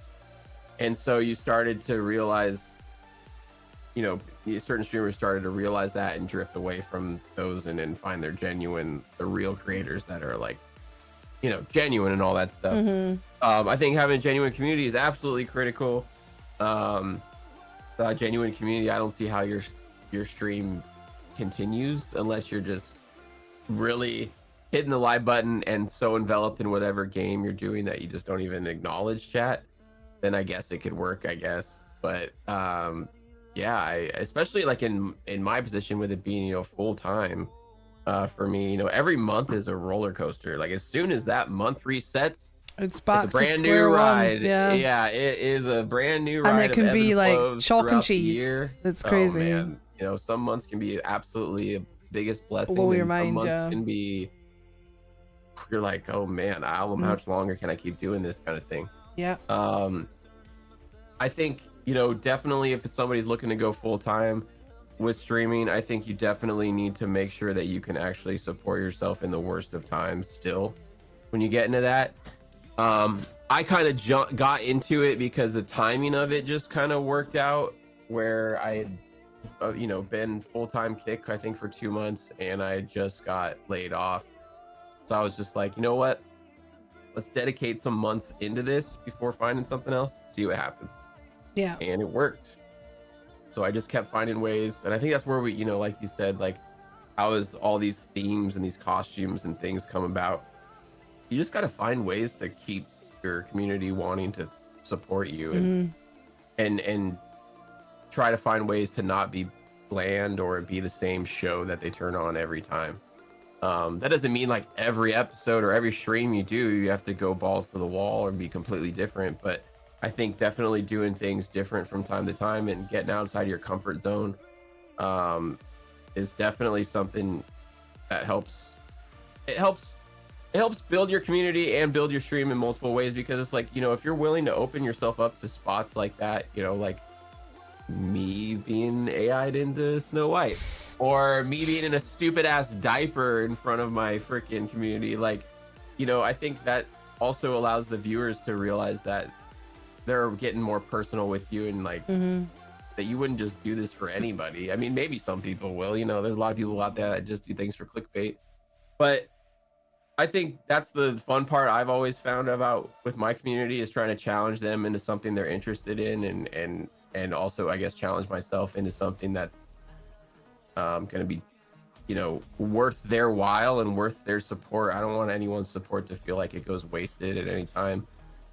Yeah, it doesn't all go into my stream because it is my job. So it does have to pay bills first before it goes back into the stream. But I definitely try to dedicate that time outside of stream to make those support dollars go like their extra mile. So yeah, I think always trying to think of new ideas is what I'm always struggling with, because I feel like I've done so many themes that sometimes I'm like, what do I do next? Yeah. How do I try and top the next thing or whatever? But it's hard. Keeping it fresh is always hard. Some dumb cosplay on Amazon I can buy. Yeah. So. Yeah. I just bought. Yeah, it is hard to keep I just it bought fresh, one and no one knows 100%. what it is yet. I haven't shown mine yet. I did just buy a silly costume. I got inspired by Hoofy's silly pizza and Slashley's hot dog, and now all the people out there doing these things, and I'm trying to push myself more outside my comfort. I think I want to push myself outside of my comfort zone more though. That's the thing. Yeah. Okay? Like we've got to that stage where I've always tried to, and keeping things fresh is something that I have always worked hard on. but yeah, now I feel like I really want to push the boat out and right. But a lot of stuff changed. I don't know if you felt it like when you did get partnered. How did you feel like a shift in like how you thought about your content and how you looked at your date, you know, your goals and everything you're aiming for and pushing for? Did that shift for you when you hit partner?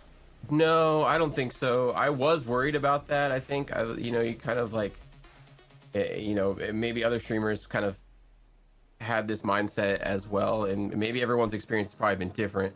I do know, like, when I was about to hit partner, I was worried about, you know, okay, well, maybe some supporters will think I'm getting paid way more than I really am, and they'll think like, oh, he doesn't need the subs anymore, which I was worried about that. Luckily, I think keeping sub goals and interesting sub goals and things on my like screen at all times and keeping those type of goals open, I think kept those subs coming in.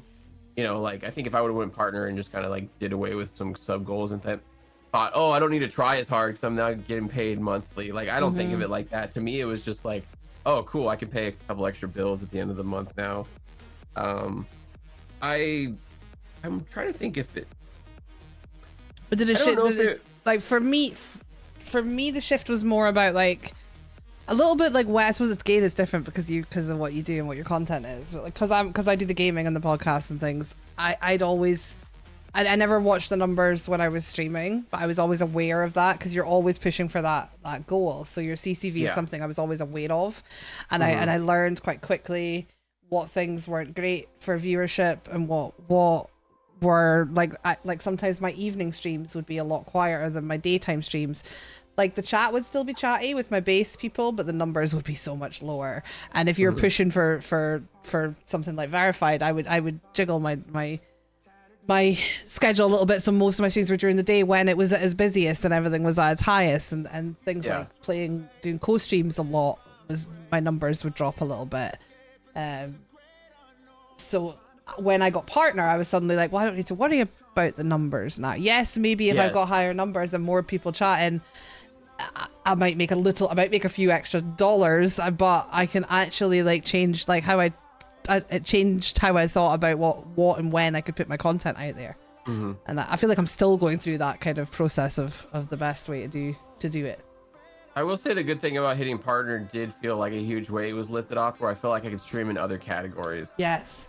Because like you said, like sometimes certain games or certain somethings, you may not have like the same viewership, and like me, like music and gaming are like so polar opposite that it's like some people that come in want to listen to tunes, don't give a living shit about what nerd game I'm playing, regardless if it was a game they played maybe before or not. Like, sometimes it just doesn't match up, and I hated that because I felt like I could never stream that because of those metrics, and it's definitely nice to have the freedom to stream like anything. Like, that's honestly what I hated about Kick Road too, is like I was music only, like, during Kick Road, and I couldn't stream anything else. So it's like, I get back from DreamHack and that's all over, I can game on like some off days and not hurt any metrics or any contest type stuff. It's nice. You can still get so much, like, it was like I felt free. It's like this freedom to kind of, well, I can try this.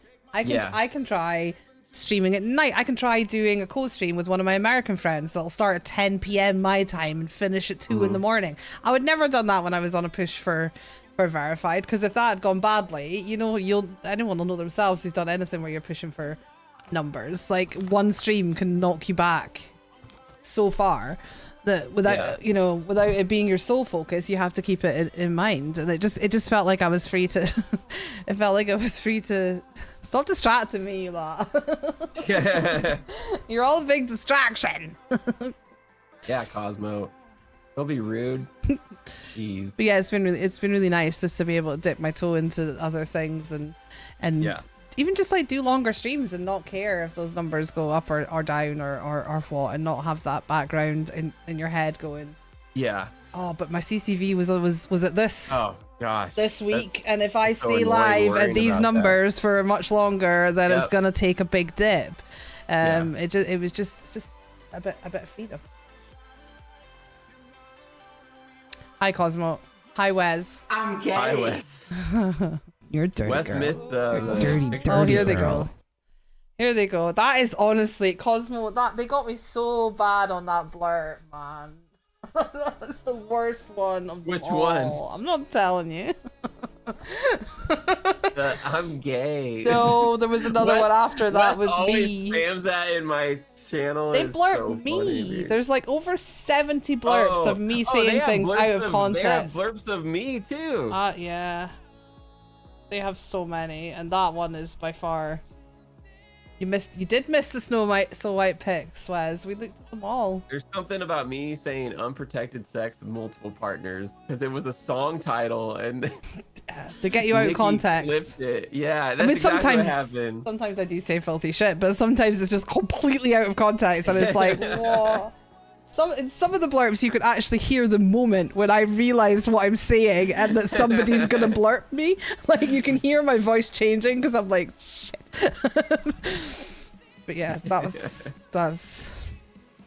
blurp is a menace. But do you know what? It's like what you spoke about earlier with all the silly things you do with your community and stuff. All fun and exciting at the time until you're fucking. Hang on. You've got A sandy badge for a them. week. Yeah, that one. Fuck you in the ass. Oh, my ass is for rent, baby.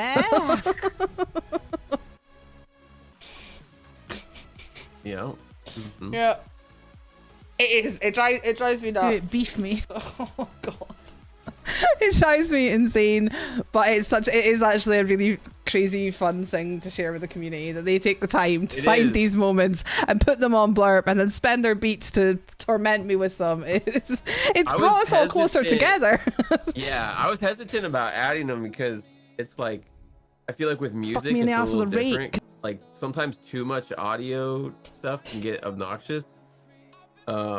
Obnoxious, yeah, guys. Did you hear that? Behave yourselves. Yeah, we added it, and oh my god, there's just been some hilarious moments and with that app that just make me bust up laughing. Nothing will ever come close to Cosmo's. When Cosmo was on the show, when he was on Conversations, was just around the time. I touched his wife too. Thanks, Smoty. I don't even know what happened. Like, they started blurping everything we were saying that day, and there was some really bad ones done, and he was playing like fucking Careless Whisper in the background, and there's a clip of just like a solid 40 seconds of blurp after blurp after blurp of me and his voices saying the filthiest stuff, and we are just on the floor. It completely it was complete chaos. But that's one of my favorite clips ever now. It was such a funny moment. Hilarious. I have completely forgotten core memory. I love you, Moy. I have completely forgotten what we were talking about again, though. Building a community. Yeah. The best way to build it. Yeah, well, I think we kind of. Yeah. We talked about, you had asked about partner. What did you ask? Yes, like, we tangented. Yeah, tangented. Is that a word? It is now. Tangented, yeah. Tangented.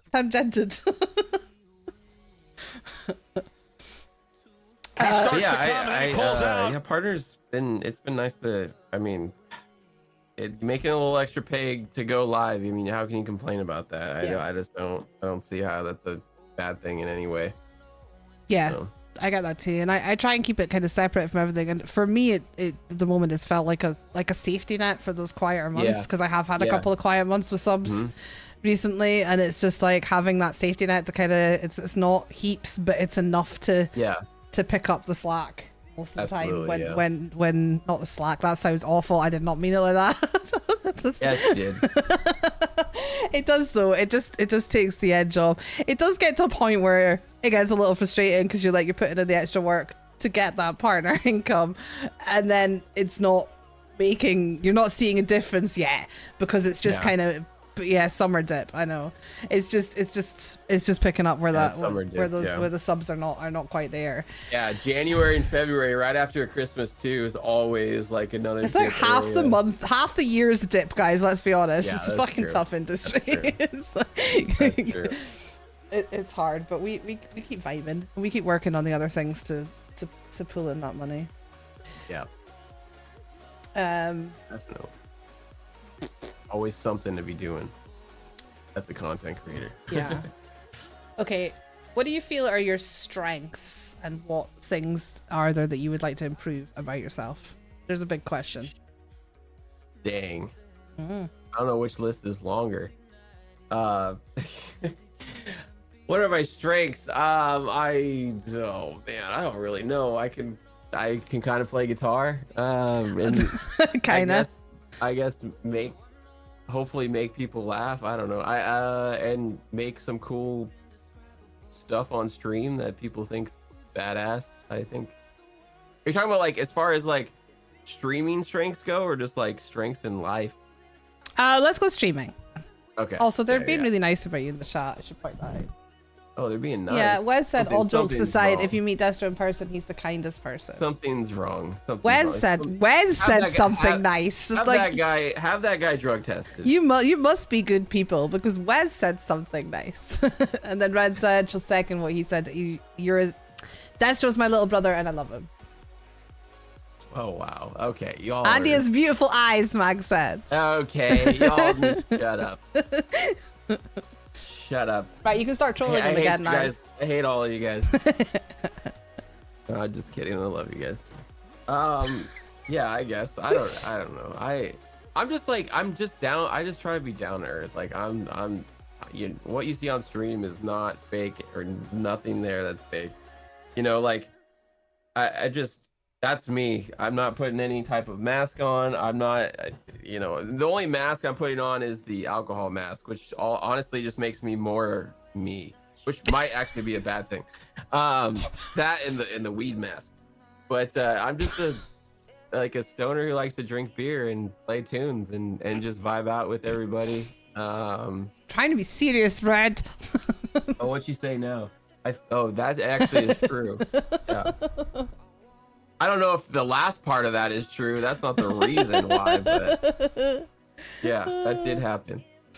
But yeah, I don't know. I'm pretty down to earth. I mean, obviously, you know, I've been raised on like South Park and Chappelle's Show and those type of shows, Family Guy and that stuff. So my sense of humor may be darker than most, and maybe that offends people at times. I don't really care.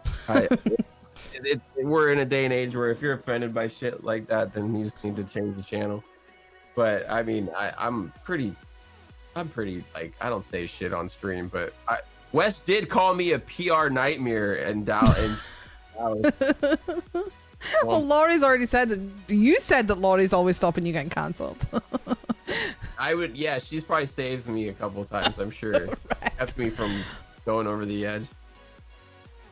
I'm sure, but yeah. I mean, things I could work on. I'm a hothead. That's damn sure. I forget a lot of songs that I know. I don't know. I don't know. I have a lot of things I could work on. I don't know. I don't even know where to begin, because it's like there's so many things as a content creator that you could focus up on, right? Yeah. I think getting priorities in line sometimes. I feel like, you know, I'm very like checklist oriented. Like if I don't have shit like I gotta do this, then I gotta do that thing, like then I'm kind of like all over the place, which I hate. So I think just kind of like staying on top of tasks. Like sometimes I just kind of get procrastinated with stuff, but yeah. That game of fucking beer pong. Oh yeah, you guys sucked at beer pong. Did you kick their asses? They didn't know anything about the rules. They just like I don't talk to them about beer pong. We caught one once. We caught one. We got a live one, guys. We got a live one. Oh. I'm sure there's a mod I somewhere. know what you're talking about. Oh, they know what we're talking about. So, how about trolls? Moving on to trolls. How do you deal with the trolls in your chat? Is it something that you have to deal with a lot, and how do you deal with them? I'd say I'm pretty lucky. I don't think I deal with them too much, especially in comparison with some other people. I think the daytime trolls are way worse than the nighttime trolls. I think there's just more. I don't know what it is. I don't know if more kids are in bed at night, more teenagers or some shit. So your daytime is our evening time. Yeah. So you're gonna have UK trolls. So you're gonna have European trolls also. Like your daytime, our evening time is when like Europe and American time zones cross over. Like Red gets so many crazy trolls in their chat. It's wild. I don't think I really don't deal with it. Like I just don't. I think as a music stream, I think a lot of those trolls, they'll like try it with like, you know, like, because Red just yaps all stream, doesn't really do much art. So she's like always chatting, and like, so they're probably just wanting to chat and troll with her like conversation. But I'm not chatting, I'm just like playing music, so they can't really find anything to troll. You know, because I'm so cool. Fuck Destro. It felt like the right time. He's got time to blow. Oh, what? Oh, did you play the Fuck Destro in the song? comments like a circus show. Of course you did. He nitpicks like it's his full-time gig under a pseudonym like Big Rig. All his hashtags are complaints and spite. Oh, Destro, man, you ain't so bright. It had to be done at that point. I'm sorry. Fuck that guy. Fuck that guy. Yeah, I don't know. I don't really have to deal with them too much. I just kind of like the trolls I get are like always dumb. Like they're all dumb. play Freebird or play Dragon Force or it's like, oh, this is ass. That's like the best they got. This song is ass. It's like, okay. Yeah. I don't know. Yeah. Yeah, I don't know. I don't really deal with trolls that much. I feel like my mods handle it pretty well. Yeah. They're usually on it. It's not like, I don't know. It's like, it's just so different. I feel like from me versus like just chatting streams or like gaming streams. Like, I mean, I get gaming, you can get really lost in what you're doing, but I'm just like, I do really kind of just get lost in the music. I try not to get too focused on chat because. Thank you for the host. Got hosted nice. I really need to sort my alerts though. I've still got two. I've still got double alerts for that, but double appreciation. Thank you so much, Lucas. Welcome in. welcome. So do you feel like you have had to set boundaries in your chat since starting? Like what's acceptable and what's not? Not really, because it's like I don't really have like a divisive audience or anything like that's trying to bring up topics that like bother other people or anything like that. And we just don't really get anybody that tries to stir the pot in the community, I don't think. Yeah. So I mean, obviously like people that come in and just spam weird shit out the gate, we just like either time them out or ban them right off the bat. It's like we don't even entertain it because it's like I just don't care. That's a good way to be. Yeah.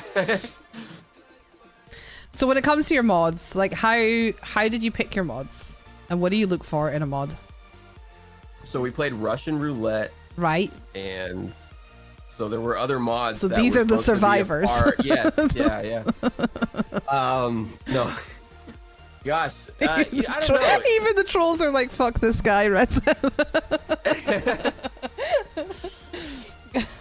Great. All right, mods, Russian roulette. Yeah. But yeah, I don't know. Like over the years, we've had like community members that have just been super helpful to like new people that join in and be like navigate them to like the song list and help them pick out songs and stuff like that. And yeah, I mean, Lori's definitely my longest running mod. She's been with me since Twitch days. And a couple others. I think only Lori, is it just Roach? Is Roach the only other one from Twitch days? I think there's only like one or two others from Twitch days. But yeah, Who I mean, made that? Who made that poll? Oh no, definitely no. Good God, no. Don't allow that guy any type of control of anything. I mean, everybody's saying no. So I feel safe. Who made that? I don't know. Oh, I do. I see you, Lizzie. Who said, yeah, I wish you could see who answered what on this. Yeah, like, I do too. Who the fuck said yes? Was it you, Wes? Two? Oh, I just voted yes by mistake. What are you doing? I clicked on it. And I didn't All right, mean to. everybody, make it switch. If it works, then she forwarded it. She okayed it. Wes can't vote. Good. That's a good thing. Whoops. I did not mean to do that. Anyway. That's funny. Yeah, so what do you think is important qualities in a mod for you? Oh man, there's a lot. You know, I think having somebody that's just first off, let's just give a round of applause to all of our mods because like what they do is not easy, especially like on this platform. I have a button for that. But, you know, yeah, It'll work. Yay! I wouldn't be able to. And I've told my mods this before. I wouldn't be able to do the stuff I do without them. Like absolutely, the channel would not exist if it wasn't for the mods that I have. I think a lot of people and a lot of other streamers can probably say the same. They're the backbones of our community, and I think finding mods that just understand you as a streamer and as a person, what your like needs are, or what you're striving to do, what your goals are, and just having your mods be on the same page and supportive of that. What? What the fuck? Oh my god! This guy's trying to pay for his mod usage. That's actually wild. She can't be bought. Thank you so much. It's another 50 and then she'll think about it, dude. Another 50 and she'll think about it. I love how that was followed up from Wes with "suck my ass." Thank you so much. I can't even press my button 50 times. I'll be here all day. Thank you so much. You crazy bastard. Yeah, Wes is crazy. He is indeed. Thank you so much. Bottom paid for. He's going to Congress next. I love you guys. I'm determined not to let you talk, Destro. Yeah. They're like, will you make him stop talking? Just mute him. Just show us the Snow White photos. Thank you so much. Holy shit. I don't even know what to say. That's awesome. Thank you. Red, you got one too. I'm not going to read out all the names, but Red and Mag were the first two on that list that got subbies. No, you got to read all 50 of these. Oh, you read them. I'll wait. No, I'm just kidding. No, like, I tell you what, I'll read out all the ones I actually know, and that's Razor Red, Magnavolt, Cosmo. Wow, all these people weren't subbed already. The end. That's a disgrace. That's the end of the names I actually know. Yeah, I don't know anyone else on that list. Yeah, thank you so much. Yeah, thanks. Do you ever get good at saying thank you for like sub bombs? Is that something that anyone knows how to do? No, I don't think I do. I is it ever not awkward when somebody throws a big sub bomb at you and you're like, oh my god? Yeah, I always worry I don't show enough like thank you. That's the part that thank you. I always worry about. Oh, you gave it to Wes. Creation, don't give it to that guy. Creation gave one to Wes. Gross. I should start pressing my button. I'll do it in a minute. Whoa. Can't drop a bomb and not have a sub himself. Yeah. So we were talking about mods and qualities in mods. Yeah. Yeah, I just think, you know, having good solid mods that believe in your vision as a stream, want to see your stream grow. You know, those are the people that you got to hold close into that position, and you know, they got to get ones that are mindful of what to allow in chat, what to ban in chat, what to time out in chat. Obviously, a lot of mods have been mods for different periods of time, so it's a learning process for mods that may be newer to that type of stuff. Yeah. But you know, I think finding mods that are able to like take criticism on how to become better mods, you know, like those are the people. Such a good point. You definitely want to make sure you find. You don't want to find a mod that thinks they're the best end all be all mod of all time, because fuck, I've had one of those before and they are annoying to deal with, and then they end up not modding for you after some period of time because yeah, that's such a good point though, because like I've definitely been in positions with my mod team, like I feel like we're in a really good place now. Now I think it took almost the 2 years to get to a place where we have a real team that are a real like family, they're really cohesive, and everybody has their bits that they take care of and are good at, and it just works really, really well. depending on how long you've been streaming for, that team is always ever changing. Like it's, some mods stick around, some mods have things in life come up where they just aren't able to be around the same amount of time anymore. Yeah. I know I've had that over the course of 5 years. I definitely had mods that aren't mods anymore just because work schedules change for them or life changes and things like that. Also changing platforms can sometimes be a thing. Like definitely moving over from Twitch to Kick, I feel like some mods were just not really about it. That's my little team. That's my little team there. We made AI versions of them all, turned them into mods. Nice. That's my little team. That's cool. But I've always been about kind of having more mods that actually care about the stream, want to be a part of it when they can, than having few mods that you have too much expectation on. Because I've always been like, then you're stretching them thin, and then you're making a requirement for them to have to come, every stream. And I know like there was a period of time where like I felt like Lori was almost the only main mod showing up to stuff, and we had to build around that team and strengthen up the like pick mods, and I think we got to that. There's always I think, like you said, you can always kind of add to that team, and I think having overlapping schedules for some mods, and it's always good to have more than one mod present too. It makes it easier for that mod to not have to deal with everything all at once. So if you can create a team that is overlapping and able to do that,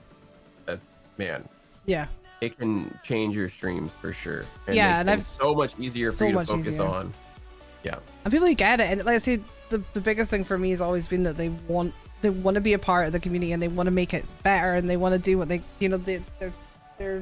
excited about it, and they want to be a part of it, and that's such a big thing. And I'm only just now as well. One thing I'm really bad at is like mods offer me help with other things in the background, and I'm really bad at being like, I don't want to take up someone's time. I take up enough of your time, and I can't pay you, and I take up enough of your time with you modding for me. So like, someone offers to help with editing or help with something in the background, and I feel too bad to accept that help, and they all shout at me, and I'm now starting to accept that help and bring them in to help. And like, if you want to put your time into it, then I'm gonna let you, because people have a passion for it and they want to be a part of it. Then why not? Yeah, absolutely. It's awesome to see. Just saw the sub. It's just awesome to have a team too, because you don't feel like you're at it alone all the time, as a streamer. So am I going to Atlanta? I don't know. That's the dono goal. This pays my bills. This pays for Atlanta. that's how it works. I still have to pay the rent between now and then, unfortunately. So we have to do both. Buy that mod hammer. Hey, we're 27% of the way there, Rad. We are 27% of the way there. I'm doing everything I can. You're asking a question. Okay. Why is he shouting at me? You going to fucking Atlanta or what? I'm trying. Say the fuck in there. It made it seem mad. I know. There wasn't even a question mark on it, Wes. Yeah. Or what? Or what? Yeah, I'm manifesting Atlanta, but I'm gay. You just they're blurping again. I'm manifesting it, but this is essential. But I'm manifesting that being purple all the way. That's what we're manifesting. Why is it so rude? I mean, he shouted at me. I don't think Wes has ever shouted at me before. Yeah, he went caps lock. I know. I don't know whether I feel upset or kind of special. I'm not sure. He forgot the apostrophe in I'm though.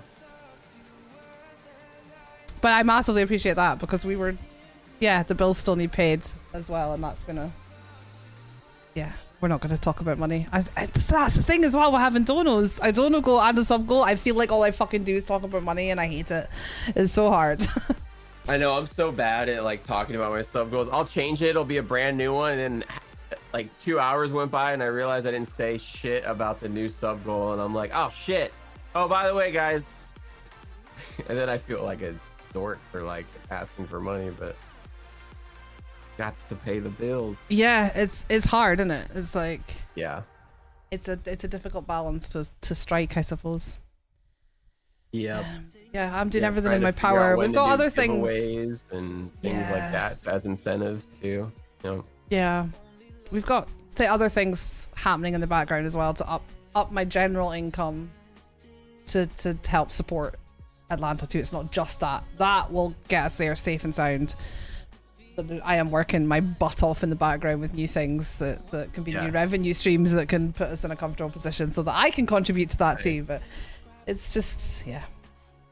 OnlyFans. Who was it? Who suggested? God. Not actual. Not me getting my bits out. But it was we had. Remember I said we had Seven on, and Seven is like the god of video content, and he's like spent like so many years being on every video trend and everything that's out there. And he was speaking about somebody who started up an OnlyFans that was just them narrating porn. Like. That's wild. I was like, I could do that. I could talk my shit over some fucking Pornhub. People are gonna sub to that on OnlyFans. I'm fucking there, man. That's pretty funny. Yeah. As you can see, the cable guy has just appeared to fix the cable. 9 out of 10. Yeah, we can rate the ejaculations. Jeez. I am feeling confident, and I am manifesting so much so that I am going to be applying for my passport this week because I don't have a passport. But yeah, we're going to do that this week, which is made easier by those subs because that costs the guts of 100 quid just for a passport. So totally stealing the idea. Creation. Can't steal it. You know, go for it. I was gonna say you have a better voice than me. I will never do it. It's something I will joke about, and I will never do it. I'm getting my passport this week, Wes. You went back into caps. He's yelling at you. He's yelling at me again. Red's yelling at me too. I am. I've looked into it. It's only taken a few weeks at the minute. Wait, it's fine. There's plenty of time. Talking about? There's plenty of time. It's gonna come in loads of time. I've looked into it all, and the other stuff I need. It's fine. Don't panic your little butts. Yeah, it said a max of 3 weeks waiting at the moment, so we're good. It's 3 months away. We're okay, guys. Don't panic. Yeah, I had to make sure that you halfway through July, dude. I know. Like, what the hell? I had to make sure the bills were paid before I spent 100 quid on a passport, because that's how I still live, guys. I don't have a spare 100 quid in a month to spend on things until I know that it's all covered. So here we are. That's it, Haunted. Manifest it, but be careful. Don't say hopefully. Red will shout at you. Red will shout at you if you say hopefully. Wait, really? Is that like a? Yeah. Like not allowed to say I'm hopefully. I'm not allowed to say I'm hopefully gonna go. You are going. You have to manifest it. You're gonna be there. What is this telling me to shut up now? Fuck a doodle shit can't take no more. Oh shit! Yeah, let's go. Yeah, there we go. Passport. God, shut me up. He's all shut up. He's all shut up. Now give me the mod hammer. Thursday. He's gonna ask for something, but tell him no anyway. Stand your ground. What would I say about not knowing how to react to these things? Destro, can you show Wes my appreciation, please? I'm doing the passport, I promise. That's all. That's all you can do. She needs 2 passports, dude. Just in case one gets lost. Oh my god, thank you so much. I don't even know what to say, man. Holy fuck balls. That's that big. Holy shit. Thank you. Yeah, thank you. It means a lot. You hate all that nice shit anyway, but just know it's appreciated. The passport is 90 quid. Yeah, I could get a lot of passports with that, but thank you. That has, yeah, gay. Yeah, he doesn't like the soppy shit. Where's you, a cunt? Is that what you wanted? But I'll get a passport. I mean, I ain't pushing that button 100 times. It would be when I've just gone to fucking manual sub goals because the automatic ones weren't working anymore. Wes just wants to hide in your pantry and take your snacks. He can have all the fucking snacks. He can have all my fucking snacks right now. Shit the bed. Okay. Sorry. What were we talking about? I think about how stupid Wes is. What we were talking about. Something like that. I don't know. Oh, you're talking about that some other streamer's OnlyFans idea or something. Oh like yeah, that was because of them as well. Yeah. Yeah, that's true. Yeah, this isn't their podcast. Don't let them tell us what to talk about. They've taken over. They've taken Yeah, over. actually. They're taking control. We need some timeouts in this chat. I'm gonna skip that just now because that's really serious. So we'll leave the serious stuff for a minute. Oh. How do you unwind out after a stream? What do you do? Because it must be quite taxing. I smoke at least 2 to 3 bowls on the patio and just sit for like 10 minutes in silence and just enjoy the outdoors. Sometimes there's like a cool thunderstorm or some shit, and I'll just chill. Because it must take a lot. High energy, what you do. It must take a lot out of you. Yeah, it. You know what's funny though is like a lot of people were like, they actually like are like, how have you been playing guitar for 4 hours or whatever? The thing that starts to hurt before anything else is my feet, just because I'm standing. Yeah. And like kind of walking around more. Like I feel like my fingers don't really get the fatigue because I play guitar enough. Mm-hmm. But yeah, I mean, I just do stoner things afterwards. I just smoke some bowls, eat some really good food with the munchies that I just created, and and then usually pass out watching X-Files or something like that, or you know. A fucking good shout right there. Yeah, we just started rewatching the last season of Dexter so we can watch the new one that just. I haven't watched all of Dexter. Oh, that's just amazing.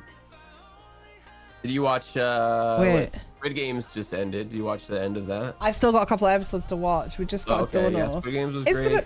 I'm gonna segue a tiny little bit because since you're here, Red, is there a way to see who donates what quickly with the Throne donations? Because I have to wait for the fucking email to come through, and it does my head in.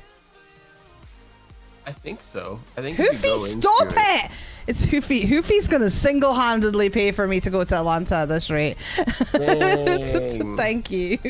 Thank you so much. Awesome. Let's go. Thank you for the dono to the Dream Hack Fund. I appreciate you. Mwah. It says on X. Yeah, I think X comes through as soon as the email's quite quick, but it's just that little moment of who did what. Like, she really wants to snuggle with me. She does. We're gonna get there. We're gonna get there, guys. Honestly, the donos are fantastic, and that massive subs from Wes means that we can not even have to think about paying the bills anymore this month. We can focus solely on the DreamHack Fund for the rest of the month, which is huge. I've got so many ideas for things we could do, but until that month is covered, I don't want to dip into them. So we'll do some crazy shit. Have you played Star Trek Fleet Command? I think I have. I think I did it. Did I do it? God, no way did he just type that in the chat. Ignore him. That was the one Red did for a thing, wasn't it? That's clickbait right there. Ignore that. I feel like this has descended into chaos, as it often does at the latter half of the podcast often does. Yeah, it says on Twitter too. Okay.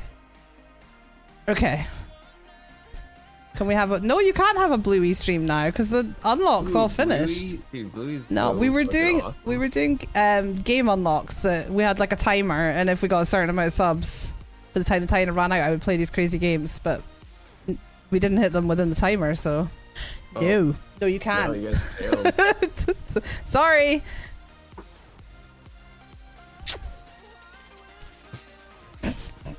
Completely lost the fucking plot here.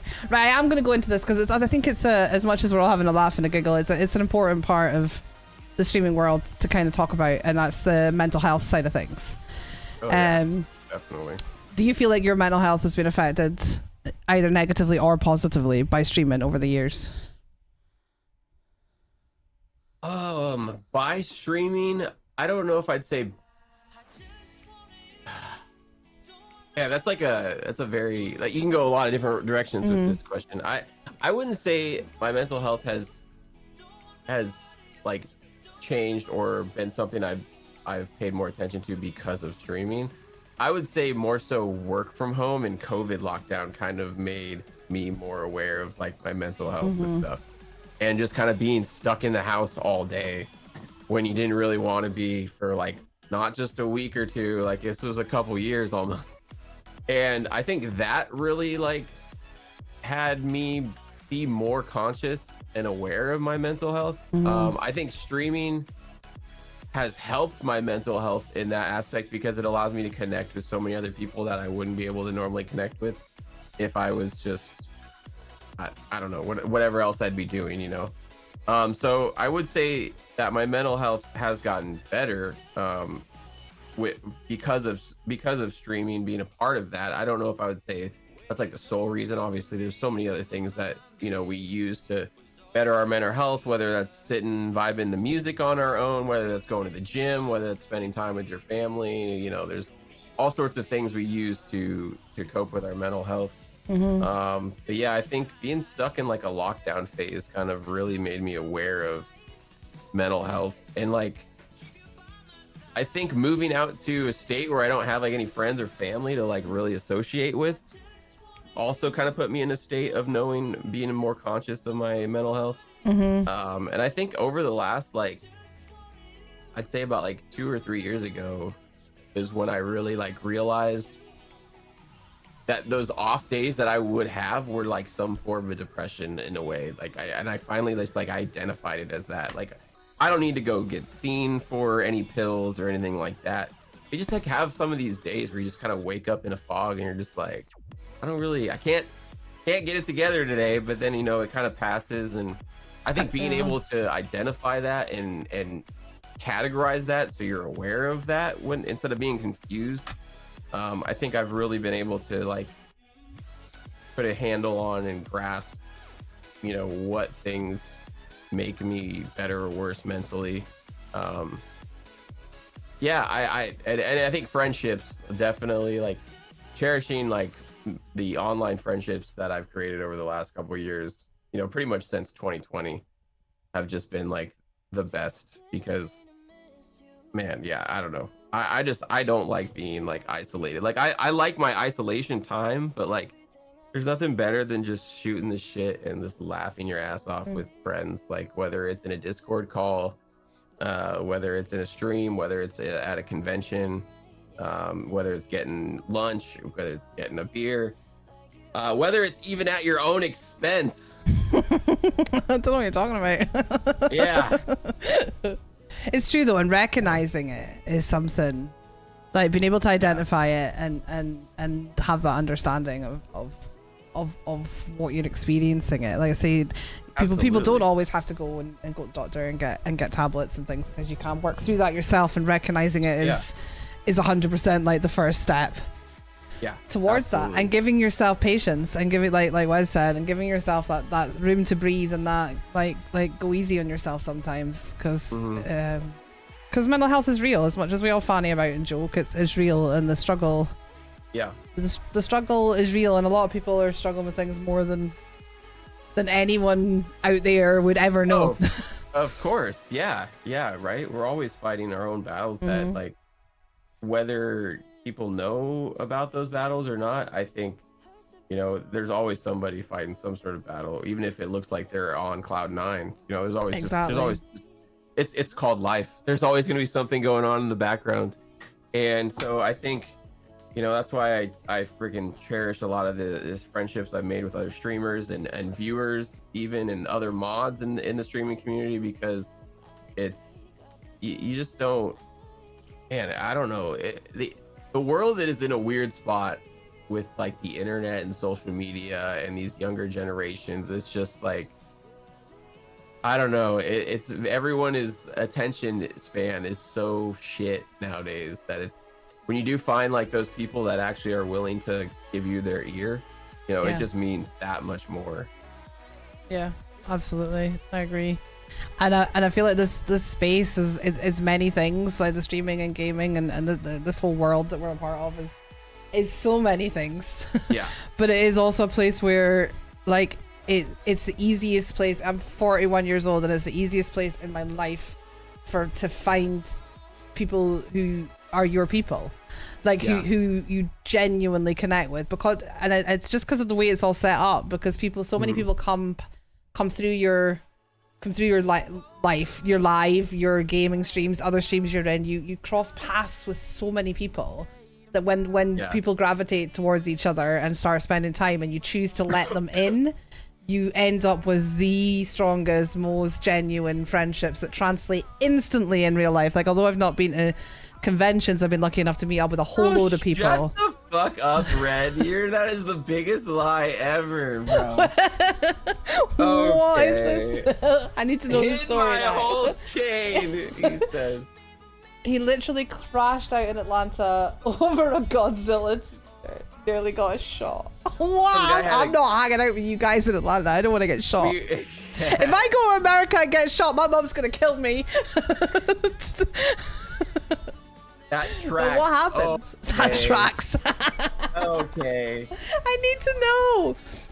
What happened. We were in front of a Waffle House in line to get food, and there was this guy in front of us, and he had an old school Godzilla shirt on, and I said, "Yo, sick Godzilla shirt," and he turned around at me like I just told his mom to go fuck herself or something. He gave me like the weirdest smug look, and then I was just like, "Yeah, fucking poser." I didn't think he was a Godzilla fan. It was hood time. It was like 3 a.m. What time was it? It was like 2 a.m. or something. Throw down in the street outside a Waffle House. Mind your business time. Yeah, see, sometimes I'm too outgoing. Hey, nice Godzilla shirt you got there.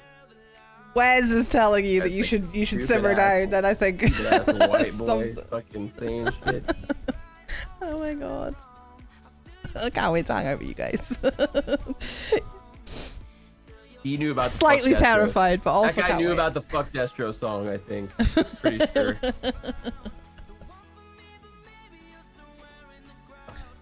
Yeah, Atlanta was a fun time. Yeah, you gotta make it. I have to make it now. Yeah. I hate that it's on Halloween though. That's like my favorite holiday with the kids. Yeah, no, I'm a bit bummed going not being with the. But then I have a 14-year-old now, and he fucks off with his own friends and does his thing. And we live in the middle of nowhere where we don't get any trick-or-treaters as well. So Halloween at home is not what it used to be for me either. So I'm not as sad as I would have been when he was younger. But mad good shit, mad food shit. I mean, was it both? I think it was both. Yeah. I mean, the Waffle House was pretty good. It was pretty bomb diggity. Creation, are you going? Someone told me you might not be going, and I was like, we've gone from like having 4 out of 5 of the horror club to like me and Red. I think Slashley's also trying her best to come too. Do it. Extremely hard. It is hard, and I get it. It was 3 a.m. outside a Waffle House. Dude was pissing off some hood dude who was already angry that he didn't get his waffle. Oh yeah, was that the same guy? I think she's right actually. I think he didn't get something of his food and he was like fucking pissed off. Oh, she might be right about that one. Yeah, I probably should have shut up. But didn't I ask him about his shirt before? Before he didn't get his food right. I'm gonna go. I told the kids and they can do it without me. Oh bless. Do it on a different day. Do it when you get home. Have a Halloween in November. Do all the fun stuff twice. Let them do it when you're away and then do it again when you get home. But that if my one was still little, that is what I would do. I would just be like, let's do our own fucking Halloween on whatever day in November when you get home. He doesn't care about you liking his shirt. Creation 74. Creation! I'm coming all the way from Scotland. You have to come. I'm going to whine at you. I'm going to whine at you until you come. I feel like Creation typed the same thing. I'm 70-40 right now when I asked him about Dallas before. I feel like he copy pasted that actually. That means no then. That's what happened in Dallas. What a liar. Wow. No, I got the waffle. This guy. I told the person that worked. Wait, I didn't order this, and she said it's in your hands, ain't it? So Wes had been given this hood guy's waffle. We're still getting more of the backstory here, and you're with Wes, and you upset him by talking about his t-shirt. Well, you know, we would have given him his food had he just given me the acknowledgement of his Godzilla t-shirt. I thought you were going to say if he just given me his t-shirt. No, that too. I mean, I would have taken it. It deserves a real owner that cares about it, and instead of this guy.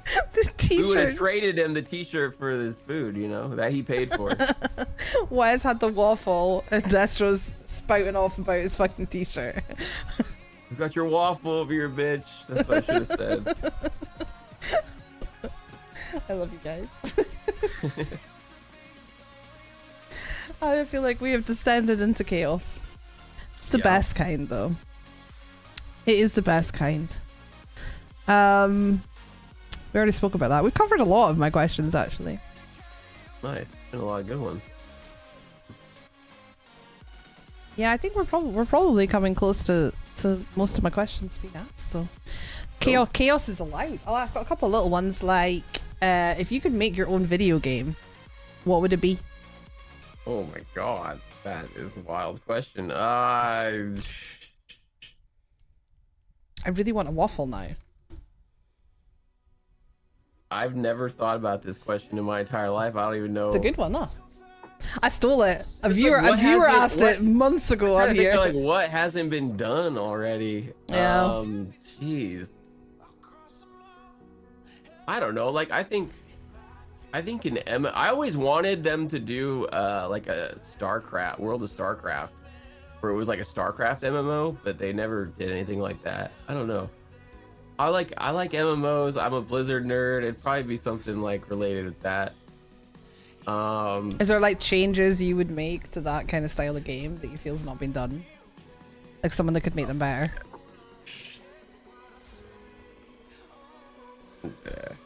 No, I feel like everything's been thought of.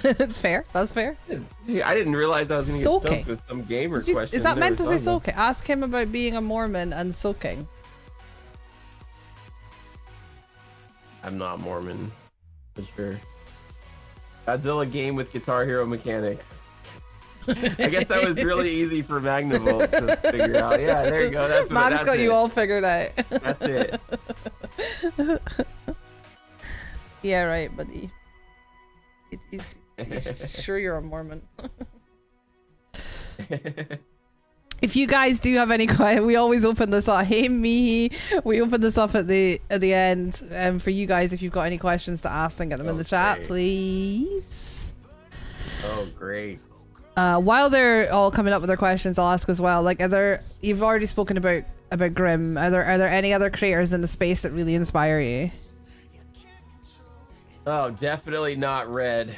That person, I don't know how anyone watches her stream. Don't make me play the song again. Well, I would say a lot of like during COVID, there was like a lot of actual musicians that started streaming music on Twitch just because they weren't touring. You know, Matt Heafy from Trivium was like one of them. DJ Hero already exists. Jeez. But yeah, God, I'm trying to. I hate to say a lot of my influences probably mostly came from like Twitch music streamers, but yeah, I mean like Brim, Echolocations, which was like the first guitar streamer I ever came across. Fuck Destro. Over there. There's a Matt Skirfield is a drummer over on Twitch. He always had like really cool camera setup and kind of inspired me to get like my stream camera quality better. But yeah. And what kind of things do you look for when you're just looking to watch a streamer? Like, you're not looking to network or necessarily like hang out with your really close friends, but when you're just wanting to consume content, man. what kind of thing do you look for? A community that doesn't fucking make fun of me 24/7. Job, you love it. On that note, that's for sure. Fuck one. Destro. I don't know. I think like something with good. Can you not hear that? I thought you could hear it. I was playing the song. I thought you could hear it too. Oh no, I can't hear him. Why can't you hear it? I don't know. I'm glad though. I've heard that song plenty of times. I see what I did. Okay. No, I can't. It's fine. We'll save it. We'll save it. Carry on. What you look for? What was I saying? Oh yeah. I'd say I'm really all about production stuff. I really like admire well-produced like streams. So like, good layouts, good quality, like camera, good mix quality on audio, even if it's just like a mic and like some background music. I think all those things. I think if you're a streamer and you're not watching your streams back every once in a while to catch things that could be improved upon, or maybe some mistakes that are happening with your audio or video, I think you got to change that, because I think we should always be critiquing our own stuff, especially if you're trying to be successful in the streaming space. Like well-produced stuff. And then I think when I kind of get dragged into it first is probably like the production layout of something, because before you even really go into a stream and find out about that person, you can kind of see what their stream might be a little bit about based on the way the layout is and things like that. And then just them, seeing how their personality is and how the flow of the stream is in their chat, and then somehow you become a walking meme in a channel, and then I like an Alzheimer's patient, just keep walking back in to the stream to get punched in the face every day. I don't know. That's what I do. Talking of punching in the face, channel. Red, ask your question. Ask your question. Wes has asked, Destro, if it were up to you, would you punch yourself in the face or punch me, as in me, in the face instead, and why?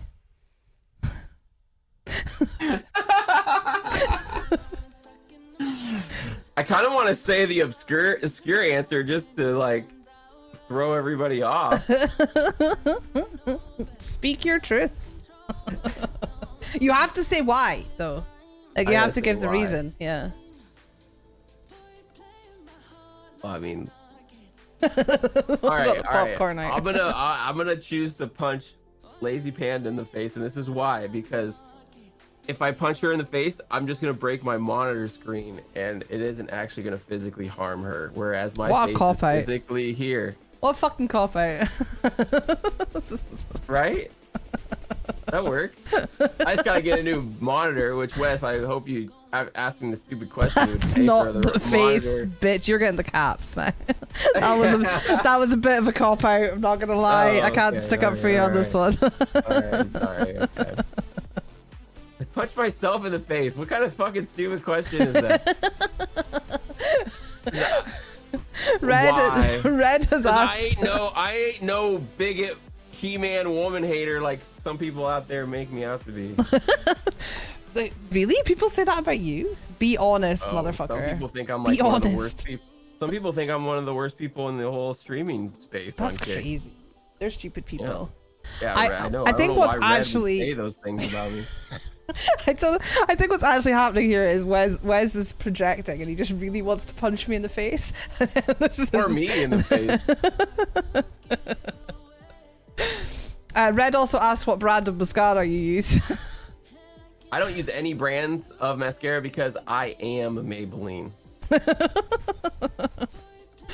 I feel like we're not going to get any serious questions. No, you're not going to get any serious questions. Anyone got any serious? I think I'd punched myself actually, but I have to answer that for bitch ass dude. Damn. I'd like to ask if I can have a raise. Out of the question. Back in the corner for you. Mihi. You missed it, Mihi. I want that proposal on my desk. 9 a.m. tomorrow. We shared. Red sent me all the pictures. We had a little viewing party. God, no. Mihi, you missed it. We literally looked at all the pictures earlier. It was a beautiful moment. So beautiful. It was a Kick Conversations memory that will go down in history for sure. Episode 50. What do you remember about episode 50 of Kick Conversations? The Destro Snow White, the plums, the banana, the foreshadowed banana. Why is Destro always complaining about everything he sucks at, such as putt party? And guitar. Fuck me. Wes is going hard. Dang.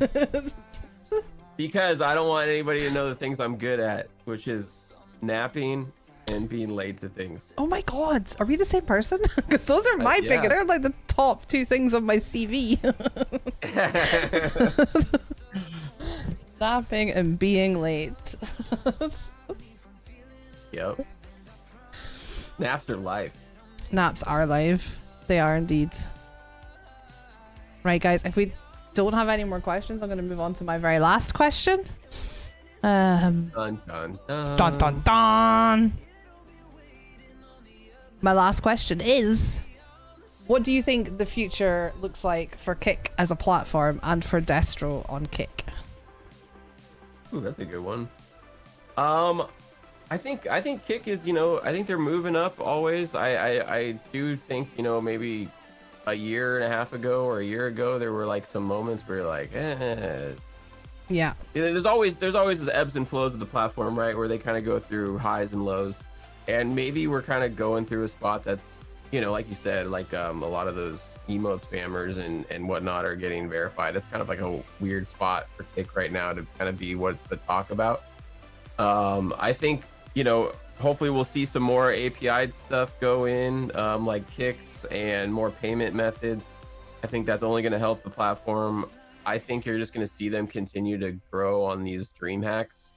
As much as they talk about KickCon, I don't think it makes any sense for them to separate from dream hacks.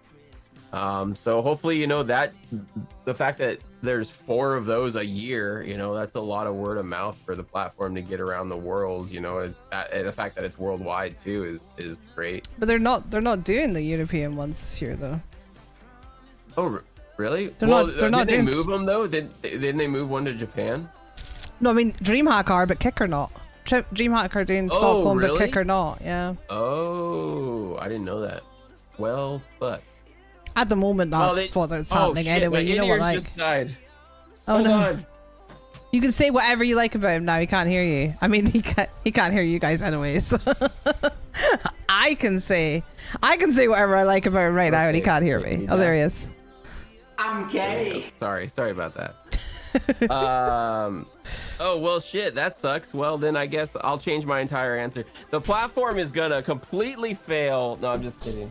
No, I don't. I definitely think, I think the platform is only going up. I think they've proven that they can be that competition that Twitch has needed this entire fucking time, just because TikTok is different and so is YouTube. Both those contents are just different than Twitch. There's nothing that really competed with Twitch directly, and I think that this platform is doing a good job of that. I only see it continuing to be more of that going forward, based on like some of the creators that have come over and started multi-streaming here. Also, just some of the moves, like honestly, since Kick has kind of been in its inception, it's like Twitch just keeps doing the wrong thing. Right? I don't know, like it's like, almost like 2 they years get ago, together and like, what's the especially- best thing to do for the Yeah. platform right now? And they decide, Yeah. and then they do the fucking opposite. That's what Well, it and in feels like. 2023, they did like 3 things that like 2 weeks later they would retract on. Yeah, it's. And then they changed their minds, and it's just like, you guys look like fools. They look doing like that. absolute idiots just now. Like Yeah. they're making Kick's job easy for them, Yeah. So which I'm not sad about. But yeah. No, exactly. I mean, that's a good thing. That's perfect PR for Kick. But yeah, I mean, I hope we see like a lot of those changes that they've talked about, those additions get added in soon. I think it's going to help all the creators. Hopefully those type of features like Kicks and different payment methods allow viewers to be more supportive in other ways. Yeah.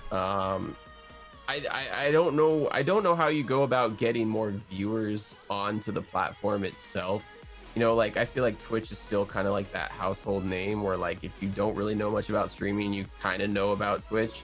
Yeah. But maybe Kick's not quite there yet. No. So But then hopefully can How see much? that How start much to of that grow. lies on the platform, and how much of it lies on The us? streamers?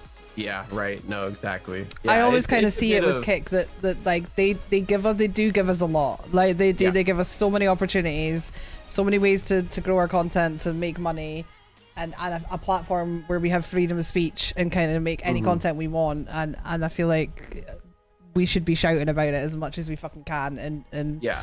because it's hard. Like I've asked people this before when they're on the show, like how would you, if you were Kick, how would you try and get more viewers? What would you do to bring in more viewers as a platform? Yeah, I would say just trying to bring in those things that keep viewers engaged. Yeah. You know, channel points was a big thing that those guys added in. I think more integrations as well. You know, the better the API gets, the more that third-party implementations can be added, the more streamers are gonna, if they're not coming to Kick, they're at least gonna try multi-streaming, I think. So yeah, I mean, I just see the platform going up. Like I said, I've thought about like dual streaming to Twitch every once in a while, but then Kick does something that just makes me be like, nah, I'm just gonna be full green.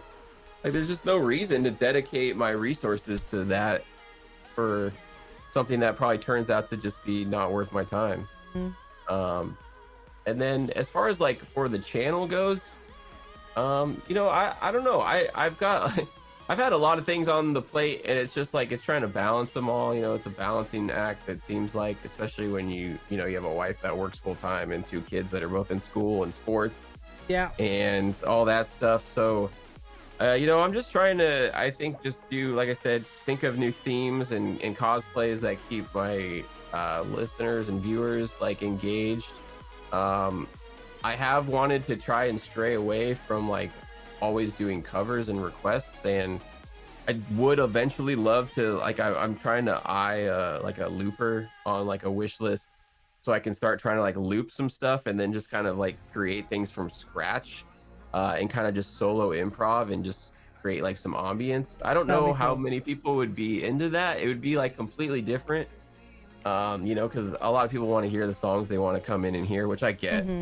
But that would be something I'd be able to then put to YouTube and multi-stream to YouTube, because it's not like copyrighted at that point. I would love that. I would come and sit in your stream all the time. And that's what I'd want it to be, is like an yeah, ambience I love that kind of thing. like, and I am not a metalhead. If there's Yeah, the opposite to a metalhead, that's me. Like I'm go. super eclectic with my music taste, but I really don't like metal, and I struggle to listen to it. And yeah, that's the one genre I struggle with. Yeah, it's I know, and that's what I pretty much am, is like a metal. Yeah. I mean, I hate that I get categorized as like that metal guitar. Like, I'll come and lurk in your stream and I'll listen, and then a really heavy song come on, and I might pop the mute on and go away and come back and unmute. See Red what you're is doing. trying to Back and start forth. a Discord call. No, I'm not. What? What's she doing? She wants me to I'm not answering this. Decline that shit. What is she wild. up to? She did Trying ask to if you call were me in entering this Discord. year's air guitar championship this year. Oh, this year? No, not this year. I won last year, so I didn't think I needed to. Done that. Be Completed greedy, it, mate. you know? Completed it, Yeah. mate. Done. Yeah. But yeah, I mean, I started, like I said, after Kick Road, I've been able to kind of do some other things other than music. It's been nice to do some gaming streams. Hi, Coxie. I've wanted to do some like video editing streams, but my graphics card kind of struggles with doing both at the same time, like streaming it and rendering it. So, but yeah, I'm just still doing ridiculous stuff.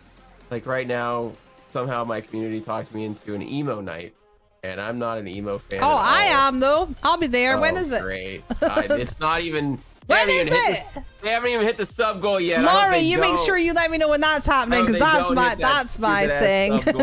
I've discovered my emo music taste in my 40s. Like, I didn't do it when I was a kid like everyone else. Oh yeah, I started offering guitar lessons. That's right. I forgot about that. That's a cool idea too. Yeah, so I'm doing those like online as well. So yeah, if anybody's looking to get better at guitar, feel free to hit me up. That's very cool. That's very cool. And DreamHack, obviously. Yeah, it'd be nice to perform again at DreamHack Atlanta this year. Performed last year. Yeah. What I'm trying to do is see if, like, so he doesn't stream, but the singer of my band, it'd be cool to like get a little spot for both of us. I'm trying to get him to stream because his voice is fucking phenomenal, and I think if he did stream, people would love to hear him singing some songs. So. Oh, that's cool. That's cool. So I didn't even know you had a band. Yeah, so little about record. We've been. I would say we're more of a project now because we kind of all are remote, unfortunately. Okay. Kind of split some of us up. And but yeah, no, we're like alternative rock, not metal or anything like that. It's like fits very well in the 90s. I love that. Like, we got some new tunes, or they're not really new, but they're unreleased. We got some tunes we're been trying to get out by the end of this year. So have you got music out there? Yeah, there's stuff on Spotify. We got an EP and a couple singles. I need a link. Lizzie, what are they called? Silver Cord. Lizzie, if you're there. Lizzie's Queen Mod today. I'm making you Queen Mod today. Please go see if you can find me a Spotify link, please. She's good at the shit. She'll be on it like a carb on it. That's awesome though. Exciting times. Yeah. I just will never take on a self-producing thing again though. No. I produce like, so I recorded and engineered like and mixed all of our stuff, and it's just next time when you need to outsource it. I'm on Life it. gets in the way too much. If I type on the right keyboard, I would be on it.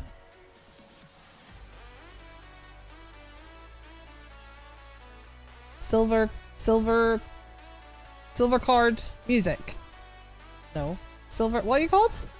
Just silver chord, like CH, like a guitar chord. Yeah.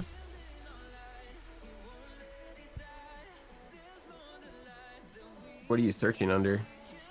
Silver Cord songs. Hang on, artists. Found yes. I found you. Followed. Share. Copy link to artist. Dun dun dun dun dun dun. It's okay. I got it. I think. I hope. Like I hope that's the right one. Never Son. Is that one of your songs? No, that's the fucking poser ass band. Oh, That's for spelled fuck's wrong. sake! No, delete it. That Delete band's it. not even a thing anymore. Damn Don't go it! to them. That's that era wannabe metal band. That's a metal band that you would fucking hate. Okay, don't click on that one. I hit the wrong. I spelled chord. That's chord. Why is it not coming up? I'm gonna find this.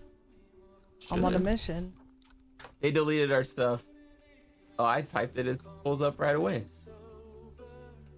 Like the first song. That Into the Sun. Yeah. That's Yay! We got there. I don't know why it was being such a dick to me. I got there. Don't look at the poser band, guys. There you go. I did it. Does that work? Does that link work? Yeah, there you go. That's the right one. Hey, there we go. Right, I need to go and unfollow those other guys. I followed you guys. They're like, oh, we got a new follow. No, no, you don't. Sweet. Yeah, check it out, guys. Unfollowed. There we go. It's not me singing, so don't ask. I just play guitar. You don't do the singing then?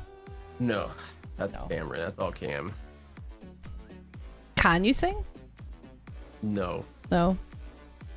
Okay. No. I'm just gonna say no. I could do like some very quiet backups if I wanted or needed to, but I'm just gonna say no. Fair. Fair. Well, I think that kind of brings us to the end. Unless anyone's got any last minute questions, that kind of brings us to the end, guys. This has been an absolute blast. Thank you. Fun. Thank you so much for having me. No, thank you so much for coming on. You've been an absolute pleasure. Can we get a massive round of applause for Destro in the chat, please? Big round of applause. Thanks, y'all. Thank you so much. Thanks for not being coming. too mean in the chat. I mean, yeah, they were. Actually, that was a lie. I just had to say that. My little panda claps. Yeah, thank you so much for being here. It's been a pleasure. Of course. And we will speak soon, and hopefully I'll see you in Atlanta. Yeah, I can't wait. Now you gotta go. I gotta go. Anyway. Yeah. I gotta go anyway. We'll find Much our way love, there. everybody. We will find our way there. Thank you so much. It's been such a pleasure. You take care of yourself. Right. We will see you later. Bye-bye. Bye. Bye. Take care. Bye.